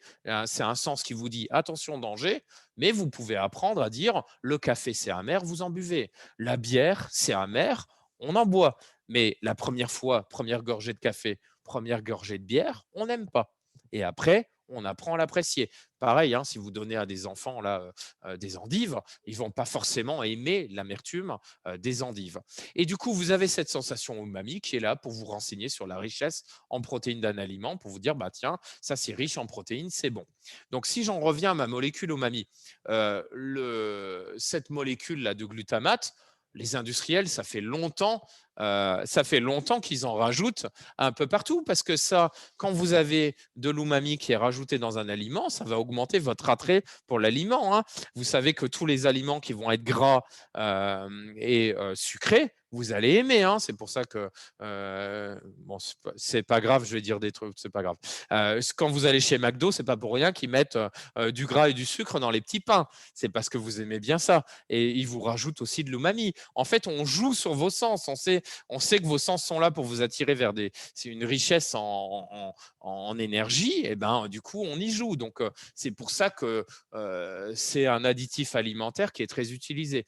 L'umami, ça a été identifié en fait comme sens par un japonais, professeur Ikeda en 1905, c'est lui qui a identifié ça. Et donc, parce qu'au Japon, déjà, c'était très utilisé. On retrouve beaucoup le goût umami dans tout ce qui est fermenté. Hein, comme je vous disais avant, les préparations à base de soja fermenté, poisson fermenté sont très riches en umami parce que logique, vous allez découper les protéines et libérer ce glutamate. Petite information aussi essentielle, le lait maternel est très riche en glutamate, très très riche, parce que justement, le bébé, quand il allaite au niveau du sein de sa mère, il va être exposé à ce goût umami déjà dès l'allaitement. Donc, j'ai pas dit que le glutamate, c'était pas dangereux à haute dose, comme le sucre, mais en même temps, c'est pas non plus une molécule toxique. OK, parce qu'il y a beaucoup, je ne suis pas en train de défendre l'umami, mais vous allez le retrouver aussi naturellement. C'est comme tout, hein, c'est une balance. Hein, les choses sont jamais noires ou blanches. Hein. Et donc, d'ailleurs, professeur Ikeda, là, il a même, c'est lui qui a fondé une société qui s'appelle Ajinomoto, qui est une des sociétés leaders mondiales aujourd'hui des ingrédients et des additifs alimentaires, notamment du glutamate. Alors, si je continue un peu sur le goût, vous allez avoir d'autres sensations. Hein. Je ne peux pas ne pas en parler. Par exemple, comme le goût du gras. Hein. Le premier récepteur qui permet de percevoir le goût du gras, pareil, il a été identifié à Dijon par le professeur Philippe Bénard.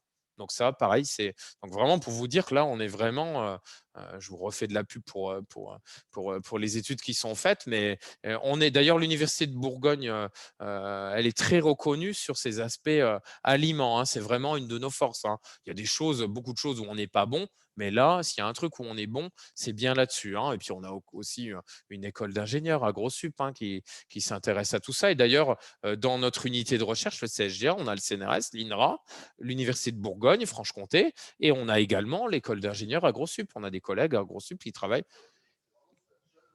Eh ben, très bien, et qui travaillent aussi avec nous pour certains d'entre eux. Et donc, identifié à Dijon, le goût du gras. Hein.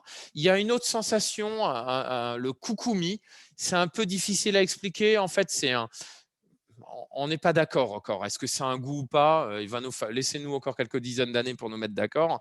On n'a pas encore vraiment non plus identifié le récepteur avec certitude, mais ça va exaucer la sensation umami, cette sensation du coucoumi. Et les Japonais, pareil, hein, n'importe quel Japonais peut vous parler du coucoumi.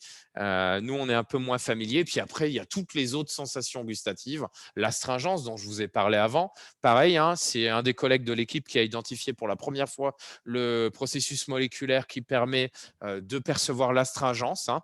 Donc, je vous en dis juste un mot rapidement. Il ne faut pas que je dure des heures. Vous avez dans la salive une petite protéine qui s'appelle PRP, Proline Rich Protein.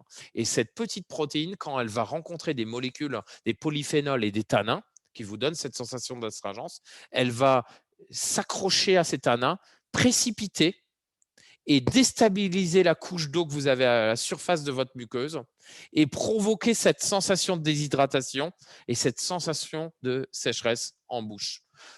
Le collègue est en train de se demander d'ailleurs s'il n'y a pas un récepteur qui pourrait aussi intervenir, et il est en train de chercher ça pour le moment. On vous en dira plus si je reviens un jour, peut-être qu'on aura des réponses là-dessus. On a aussi dans la bouche la sensation du chaud et du froid. Dans la bouche, vous avez des récepteurs thermiques au chaud et au froid. Et ce qu'il faut savoir, c'est que par les hasards de l'évolution, certaines molécules sont capables d'activer ces récepteurs au chaud et au froid.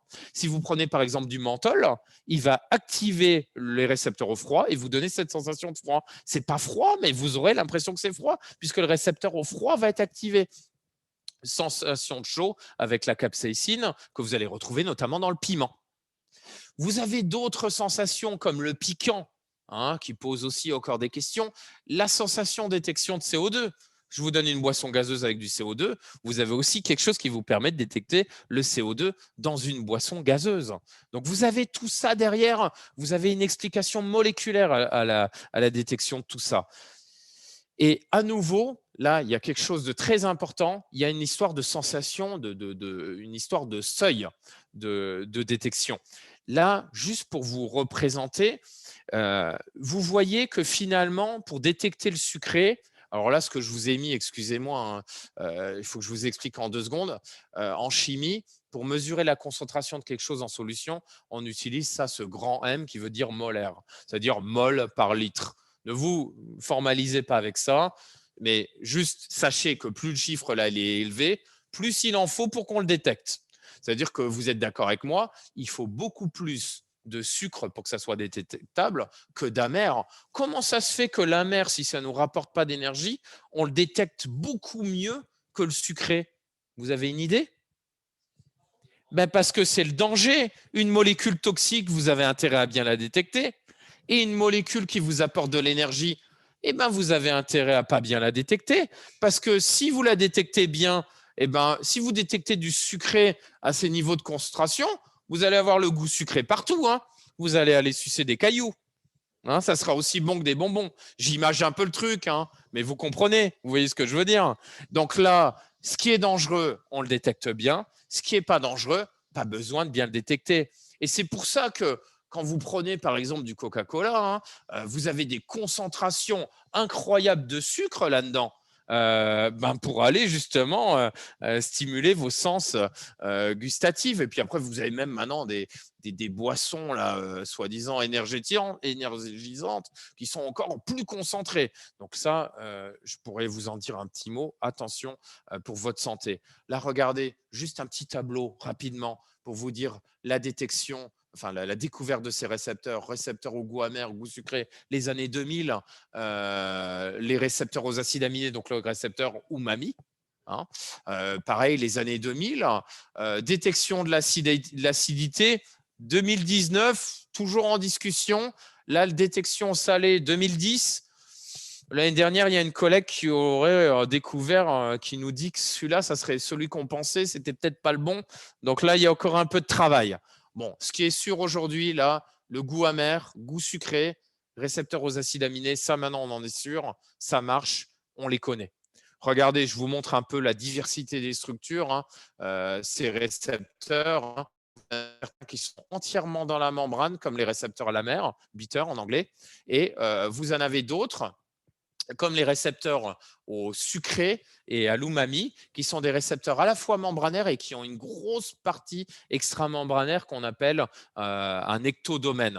Alors, ce qui est intéressant, écoutez-moi plutôt que de ne vous formaliser pas trop sur le schéma, ce qui est très intéressant à savoir, c'est que le récepteur au sucré, c'est ce qu'on appelle un hétérodimère, c'est-à-dire qu'il est constitué de deux récepteurs différents et en s'associant, ça fait le récepteur au sucré.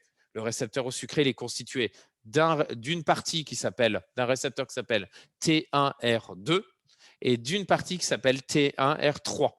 Et quand vous prenez le récepteur à l'umami, là, vous êtes constitué du récepteur T1R1 avec le même T1R3.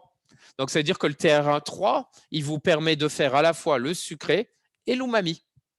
OK ? Donc ça, on comprend. Maintenant, on essaye pas. Alors pareil, on n'a pas de structure, mais on essaye, vous voyez, on essaye de comprendre comment ça se passe quand il y a une molécule sucrée qui se met là-dedans. Qu'est-ce qui fait, comment le récepteur il change de forme pour transmettre un signal derrière. Et là, regardez, je vous l'ai représenté. Vous avez le récepteur.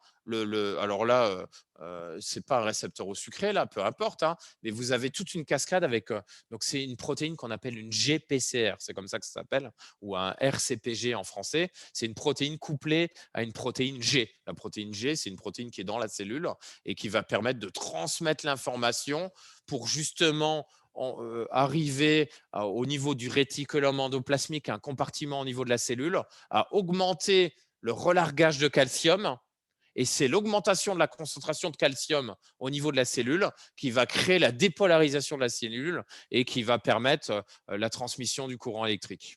Là, je vous simplifie, hein, parce que je vous le dis juste un petit truc. Je vous le dis quand même, parce qu'après, il y en a qui vont chercher, qui se disent « Oh, ben, monsieur Neyers, il dit des trucs faux. J'aime pas trop dire des trucs faux. » Et juste un petit truc, quand même, au niveau des récepteurs gustatifs, la perception ne se fait pas directement sur un neurone. Elle se fait sur une autre cellule qui transmet l'information au neurone qui est à côté. Donc, c'est pour ça que ce n'est pas encore tout à fait juste ce que je vous dis. Regardez, je vais vous parler encore un tout petit peu, là, il me reste 2 dias. Je vous parle encore un tout petit peu du sucré, qui est quand même quelque chose d'intéressant. Alors, juste avant de vous parler du sucré, je vais vous dire un autre truc.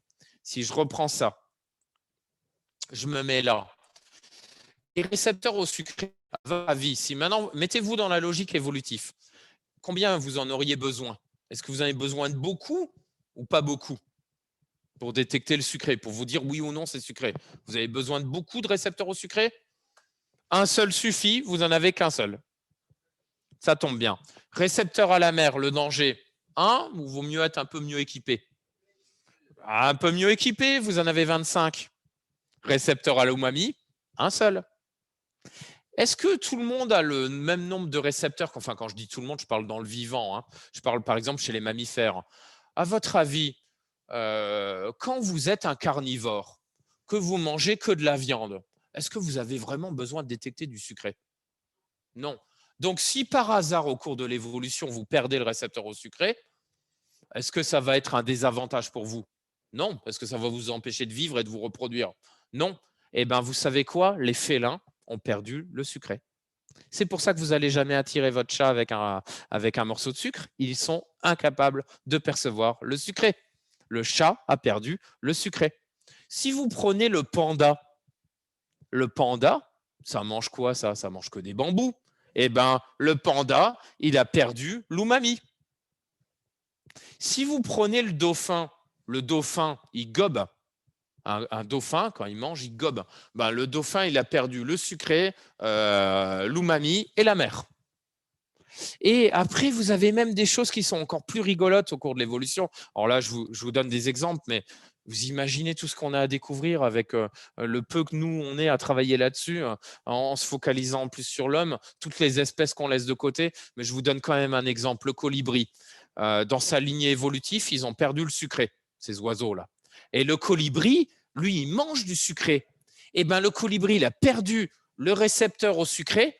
Et vous savez ce qui s'est passé d'un point de vue évolutif? Il a utilisé l'umami pour le transformer, pour repercevoir le sucré. Donc, vous pouvez avoir des pirouettes de l'évolution. On va aller rebricoler un récepteur à partir de choses qu'on aurait perdues. Donc là, il y a toute une thématique. Si je prends une vache, par exemple, herbivore, elle va avoir beaucoup plus de récepteurs à la mer. D'ailleurs, c'est rigolo. Pour le moment, un de ceux où on en a vu le plus, c'est la grenouille. Plus d'une cinquantaine de récepteurs à la mer. Je ne sais pas trop pourquoi, mais voilà. Je vous dis encore un autre truc pour vous le dire, pour augmenter votre culture. Et là, vous allez comprendre, là, je vais vous compliquer le truc d'une manière colossale. Est-ce que je vous donne, focalisons-nous sur le récepteur au sucré. Est-ce que le récepteur au sucré, à votre avis, au niveau de la bouche, vous diriez quoi? Vous n'avez jamais eu de sensation de sucré ailleurs que dans la bouche. Hein? On est d'accord? Non, hein, ça vous est jamais arrivé. Ben, vous vous trompez parce que vous avez des récepteurs sucrés ailleurs. Hein, pareil, on a travaillé là-dessus. On a montré que vous aviez des récepteurs au sucré ailleurs que dans la bouche. C'est juste qu'ils ne sont pas connectés d'un point de vue neuronal. S'ils ne sont pas connectés pour vous remonter l'information au niveau du cerveau. Vous avez juste un intérêt évolutif à avoir une connexion au niveau de la bouche quand vous mangez. Vous n'êtes peut-être pas obligé de savoir que c'est sucré quand ça arrive dans l'estomac et vous n'êtes pas obligé d'en avoir conscience. Vous êtes d'accord avec moi? Donc, en fait, vous avez des récepteurs au sucré au niveau de votre estomac, au niveau de votre pancréas, au niveau de vos intestins. Et ça, ils ne sont pas connectés de manière consciente au cerveau, mais ils vont pouvoir réguler des choses. Par exemple, au niveau du pancréas, la détection des molécules sucrées au niveau de la circulation permet de temporiser la réponse à l'insuline. Et vous allez avoir plein de phénomènes comme ça qu'on découvre. On a découvert toute une cartographie de localisation des récepteurs à la mer au niveau du cerveau. Et on pense qu'ils sont réutilisés au niveau du cerveau pour le métabolisme au niveau du cerveau pour aller détecter et nettoyer certains déchets, certaines productions de déchets au niveau du cerveau. On se demande même si ça n'aurait pas un impact au niveau du développement du cerveau pour réguler certains phénomènes. Les récepteurs olfactifs, nos 380 récepteurs olfactifs qui ne servent qu'à sentir, eh ben on les détecte aussi dans énormément d'organes. Et là, les fonctions de ces récepteurs olfactifs au niveau de ces autres organes, elles restent à être découvertes. Vous avez des capteurs chimiques qui sont sensationnels, qui fonctionnent extrêmement bien. Pourquoi les utiliser que pour de la perception consciente? Il suffit au cours de l'évolution d'un petit hasard pour qu'il se réexprime ailleurs et qui confère une capacité à ces cellules à réguler du métabolisme des choses. Donc, pourquoi ne pas en profiter au cours de l'évolution? Donc, quand on pense récepteur au goût, récepteur aux odeurs, ça dépasse largement l'étude simple du goût et de l'odeur. D'ailleurs, maintenant que j'ai dit ça, je vais pouvoir aller sur ma dia, parce que là, maintenant que je vous ai dit que les récepteurs au sucré, vous n'en aviez pas que dans la bouche, et que du coup, quand vous mangez certaines molécules qui sont extrêmement stables, comme certains édulcorants, que vous allez évacuer dans votre urine sans aucun métabolisme, c'est-à-dire qu'elles vont rester telles qu'elles sont, quelle est la conséquence de la circulation de ces molécules dans votre organisme? Je pose juste une question. Hein. Je ne vais pas rentrer dans une polémique. Moi, je vous dis juste qu'il y a des récepteurs au sucré ailleurs qui sont importants pour réguler les fonctions de certains organes, peut-être importants certains d'entre eux pour la régulation de la glycémie, des sensations de satiété et autres. Et maintenant, je vous dis juste un autre truc. Il y a des édulcorants qui sont extrêmement stables, que vous allez manger et qui vont sortir de votre urine, qu'on va même retrouver au niveau des rivières, dans l'état dans lequel on vous les a mis dans les produits alimentaires. Quelle est la conséquence au niveau de l'activation? Maintenant, je vais vous dire encore un autre truc. Si vous prenez un récepteur au sucré d'un rat, eh ben, le récepteur au sucré du rat, il va reconnaître aussi les sucres. Hein. Là, il a un intérêt évolutif énorme à reconnaître les sucres, tout comme nous, pour chercher une source d'énergie. Mais nous, le fait que nos récepteurs au sucré soient activés par ces autres molécules, ce n'est qu'un hasard de l'évolution. Les autres molécules qui activent un récepteur au sucré du rat ne sont pas forcément les mêmes. Hein. C'est-à-dire qu'une molécule qui est édulcorante pour nous n'est pas forcément édulcorante pour le rat. Vous me suivez? Donc, ça veut dire que quand vous utilisez un rat pour évaluer la toxicité d'un édulcorant, vous allez étudier effectivement la toxicité de l'édulcorant, mais pas la toxicité dans sa capacité à aller activer des récepteurs extraoraux au sucré. Vous suivez l'idée? hein. Donc ça pose pas mal de questions. Donc regardez la diversité de molécules. On est capable aussi de reconnaître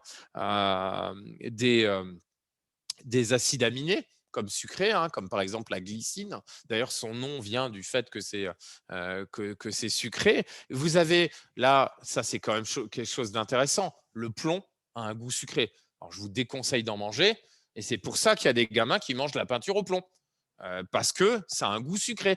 C'est pour ça aussi que les empereurs romains utilisaient des coupes en plomb, parce que ça donnait effectivement aussi un bon goût, mais ça a provoqué d'autres problèmes par derrière. Et après, vous avez les édulcorants. Alors, vous avez des édulcorants que vous allez pouvoir distinguer entre édulcorants naturels et édulcorants de synthèse. Pour nous, il n'y a aucune différence entre un édulcorant naturel et de synthèse. Ça reste une molécule, hein, chimique, soit produite par le hasard du vivant, soit produite par le hasard d'expérience et autres, hein. Il y a certains de ces édulcorants, je crois que ça doit être l'aspartame qui a été découverte par un chimiste qui ne s'était pas bien lavé les mains après avoir fait une expérience et qui a eu un goût sucré sur son sandwich. Et c'est là qu'il s'est rendu compte que c'était sucré. Et puis, il y avait une époque aussi où les chimistes goûtaient beaucoup ce qu'ils produisaient, hein, ce qui se fait beaucoup moins aujourd'hui.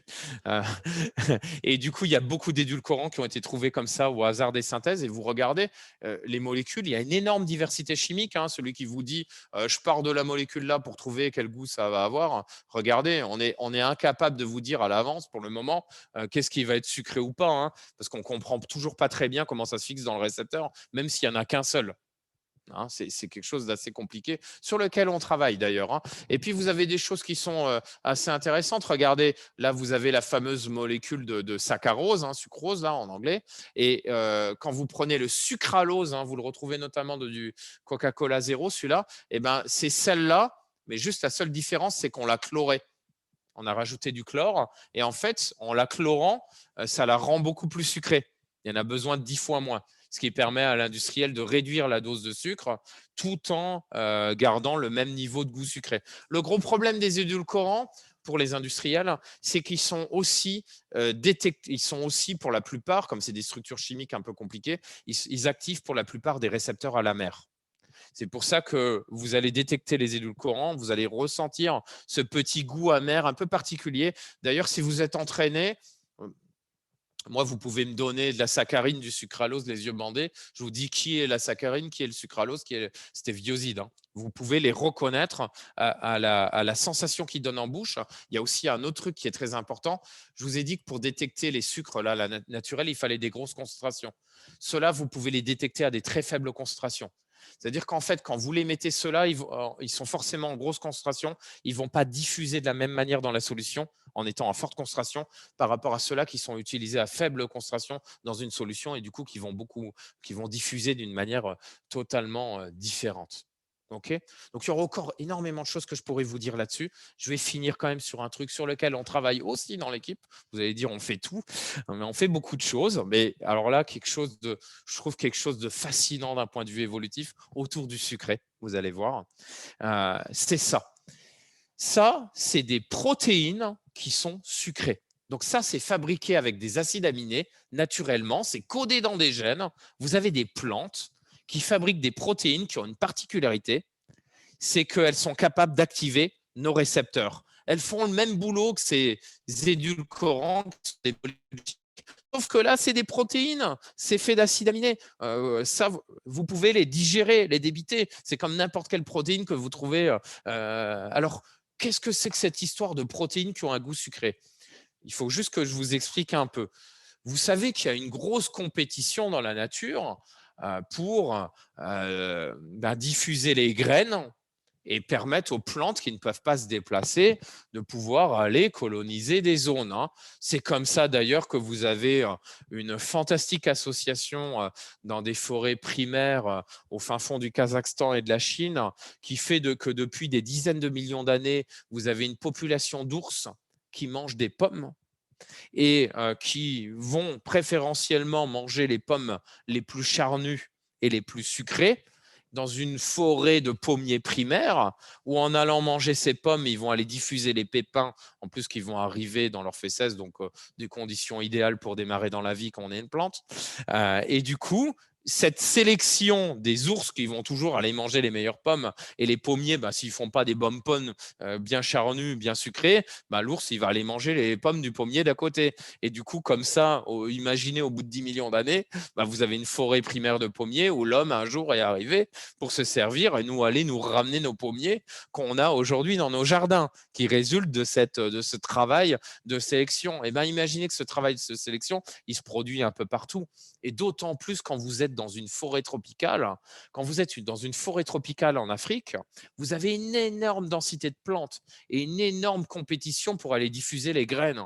Vous avez déjà vu ce qui est développé rien que chez nous par les plantes pour aller diffuser les graines. Vous avez des graines qui vont être transformées en hélicoptères pour aller plus loin, des graines qui vont pouvoir voler avec une structure spéciale qui leur donne une légèreté, des graines qui vont se coller au pelage des animaux pour être propagées comme ça. Et vous avez des graines, leur stratégie, c'est de se faire manger dans un fruit pour ensuite être déplacé et arriver dans les fesses à un endroit et diffuser. Et donc, dans la forêt tropicale, il y a une grosse compétition. Comment on fait pour être attractif? Le sucré, c'est un bon moyen. Et du coup, ce qui se passe, c'est que vous savez qu'une graine qui va évoluer pour transiter, pour être maturée dans un tube digestif de primate, ça va peut-être pas marcher aussi bien qu'une graine qui va évoluer pour transiter dans un tube digestif de rongeur. Donc, vous, si vous avez évolué pour être transité dans du tube digestif de primate, il vaut mieux que ça soit un primate qui vous mange. Si vous mettez du sucré dans le fruit, tout le monde va vouloir vous manger, le primate et le rongeur. Quelle est la solution? Justement, d'un point de vue évolutif, si vous avez la chance, par le hasard de l'évolution, d'avoir une protéine sucrée, ça va avoir un double avantage. Premier avantage, ces protéines sucrées, vous n'en avez pas besoin de beaucoup pour activer le récepteur. Elles vont pouvoir activer le récepteur de manière très puissante. Si vous prenez par exemple l'exemple de la petite, la braséine, tout à droite, 1 gramme de braséine, ça fait le boulot de 2 kilos de sucre. Donc, vous n'avez pas besoin d'en mettre beaucoup dans le fruit pour que ça soit sucré, premièrement. Deuxièmement, la braséine, les primates vont la percevoir comme sucrée, mais pas les rongeurs. C'est-à-dire que le rongeur, il ne va pas aller manger le fruit parce que le fruit ne sera pas sucré. Alors que pour le primate, le fruit sera sucré, donc il ira le manger. Ça, c'est le deuxième avantage. Et puis, ce qu'on remarque, c'est que ça, au cours de l'évolution, vous êtes d'accord avec moi, aucune de ces protéines ne se ressemble. Les protéines, elles ont aussi des liens évolutifs. On aurait pu vous faire un cours aussi sur ce qu'on appelle la phylogénie des protéines, c'est-à-dire que les protéines, vous avez des ancêtres de protéines et elles vont évoluer pour donner des protéines descendantes dans des organismes. Là, vous voyez bien qu'elles n'ont aucune homologie d'un point de vue de structure et faites-moi confiance, non plus pas de point de vue de séquence. Ça veut dire quoi ça? Ça veut dire que là, les 5 protéines sucrées que je vous présente, c'est 5 protéines qui ont été inventées indépendamment dans l'évolution. C'est-à-dire qu'au moins 5 fois dans l'évolution, il y a des plantes qui ont inventé des protéines sucrées pour pouvoir être reconnues par les rongeurs. Alors, un petit mot, puis après je m'arrête là-dessus. Il y a 2 autres choses que je dois vous dire quand je vous parle de ça. Il existe aussi une autre protéine, on appelle ça un taste modifier. C'est une protéine modificatrice de goût extraordinaire qui s'appelle la miraculine. Vous en avez déjà entendu parler? Des fois, on la montre un peu. Puis là, pareil, s'il n'y avait pas le Covid, on serait tous ensemble. Là, je vous aurais ramené de la miraculine, je vous aurais fait goûter de la miraculine. La miraculine, elle vient se mettre sur le récepteur au sucré sans l'activer. Et elle reste environ 1 heure collée au récepteur au sucré. Et cette miraculine, quand vous avez une solution acide, elle va changer de forme pour activer le récepteur au sucré. C'est quoi la conséquence de ça? C'est que dès que vous mangez un truc acide, ça active la miraculine et ça devient sucré. Donc là, le fruit, en ayant de la miraculine, en n'étant pas mûr et en étant acide, il va être perçu comme sucré par la bête, les animaux, dont les primates, qui vont pouvoir, que la miraculine va reconnaître. L'animal qui n'a pas un récepteur au sucré qui va reconnaître la miraculine, lui, il va percevoir le fruit comme acide. Donc, il va encore moins le manger. Et nous, le fruit qui est acide, on va le trouver sucré à la place de le trouver acide. Et quand vous prenez de la miraculine, pendant 1 heure, vous pouvez manger n'importe quoi d'acide, vous allez le ressentir comme sucré. Vous prenez de la rhubarbe. Vous allez croquer dans de la rhubarbe. Vous allez croquer là-dedans comme si c'était trempé dans le sucre. Même des fois, du jus de pomme un peu acide, vous allez le trouver trop sucré. Donc ça, c'est un premier truc, c'est la miraculine. Et après, il existe encore d'autres choses. Il existe des inhibiteurs au goût sucré qu'on a identifié notamment dans une plante. Alors ça, c'est intéressant. C'est une plante qui s'appelle Gymnellis sylvestria. C'est une plante qui est utilisée dans la pharmacopée indienne, dans la médecine ayurvédique. C'est une médecine qui est traditionnelle, basée sur les sens.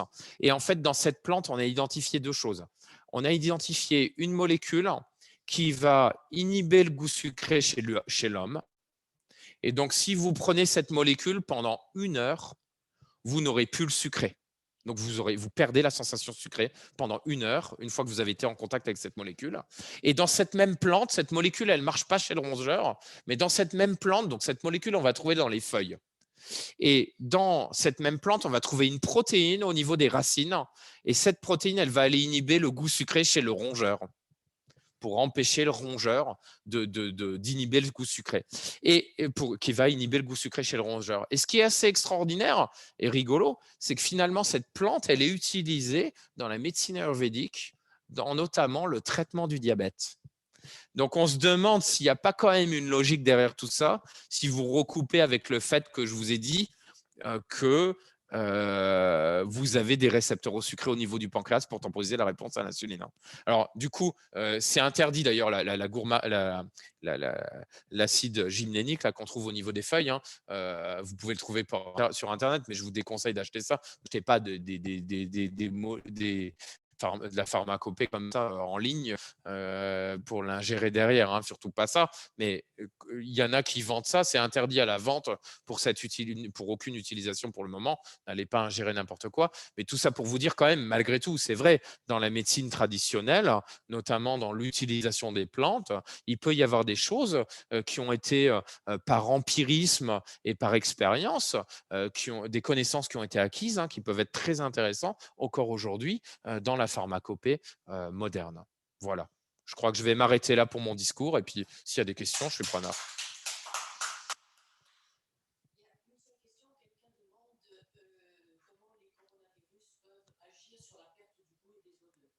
Alors, sans doute que… alors, je répète la question pour ceux qui n'ont pas entendu. C'est la question un peu d'actualité. Comment les coronavirus peuvent agir sur la perte du goût et de l'olfaction? Déjà, premièrement, je pense que dans de seulement très rares cas, on perd le goût. En fait, la majorité des personnes qui ont un effet avec le coronavirus, c'est une perte de l'olfaction, une anosmie. Si vous avez en ce moment une anosmie due au coronavirus, mettez-vous du sel sur la langue. Si vous le percevez, vous saurez que vous n'aurez pas perdu le goût. Alors, comment ça se passe? Alors là, c'est marrant parce qu'on était déjà, nous, on travaillait un peu, alors pas sur les coronavirus, mais on s'était notamment intéressé avec un collègue au virus syncytial. C'est un virus qui provoque la bronchiolite chez l'enfant. Et on a remarqué que ce virus, en fait, il passait par les neurones olfactifs pour remonter en fait au niveau du cerveau et qu'il allait aussi pouvoir se propager comme ça. Et là, avec le collègue là, on est en train de travailler sur un modèle de hamster justement pour voir comment le coronavirus se propage à travers les neurones. Alors, plusieurs hypothèses. Ce qui se passe sans doute, c'est que le coronavirus, il infecte les neurones olfactifs et il remonte les neurones olfactifs. Et chez les personnes qui vont être fragiles, peut-être plus âgées, ça peut expliquer aussi des troubles neurologiques. Donc, il va sans doute faire ça. Et pourquoi on perd l'olfaction? Tout simplement, il vient détruire les neurones olfactifs. Et du coup, pourquoi il faut attendre pour retrouver l'olfaction? Il faut que vous attendiez de régénérer vos neurones olfactifs et que le virus soit plus là pour refaire du neurone olfactif et puis repercevoir des odeurs. En soi, moi, d'un point de vue scientifique, de savoir que le coronavirus, il vous fait perdre l'olfaction d'un point de vue scientifique, il n'y a pas un énorme intérêt là-dedans. Je veux dire, ça serait un peu bête que maintenant la science, on engouffre des sommes astronomiques là-dedans juste pour dire oui, on est anosmique. Moi, ce qui m'intéresse, c'est de voir effectivement comment, d'un point de vue moléculaire, le coronavirus va remonter. Ça peut permettre de développer des moyens de le bloquer. Ça reste intéressant en soi. Voilà, mais après, ça a mis un peu sur le devant de la scène l'olfaction. Je sais qu'il y a plein de collègues du coup qui ont écrit des publications là-dessus, mais il n'y a quasiment pas de travail scientifique en fait en réalité qui a été fait. Il y a eu beaucoup de choses qui sont sorties là-dessus, mais parler pour pas dire finalement grand-chose sur le sujet, à part le fait que voilà, ça va passer par les neurones olfactifs et ça va vous détruire des neurones. Voilà. Ben, merci pour votre attention.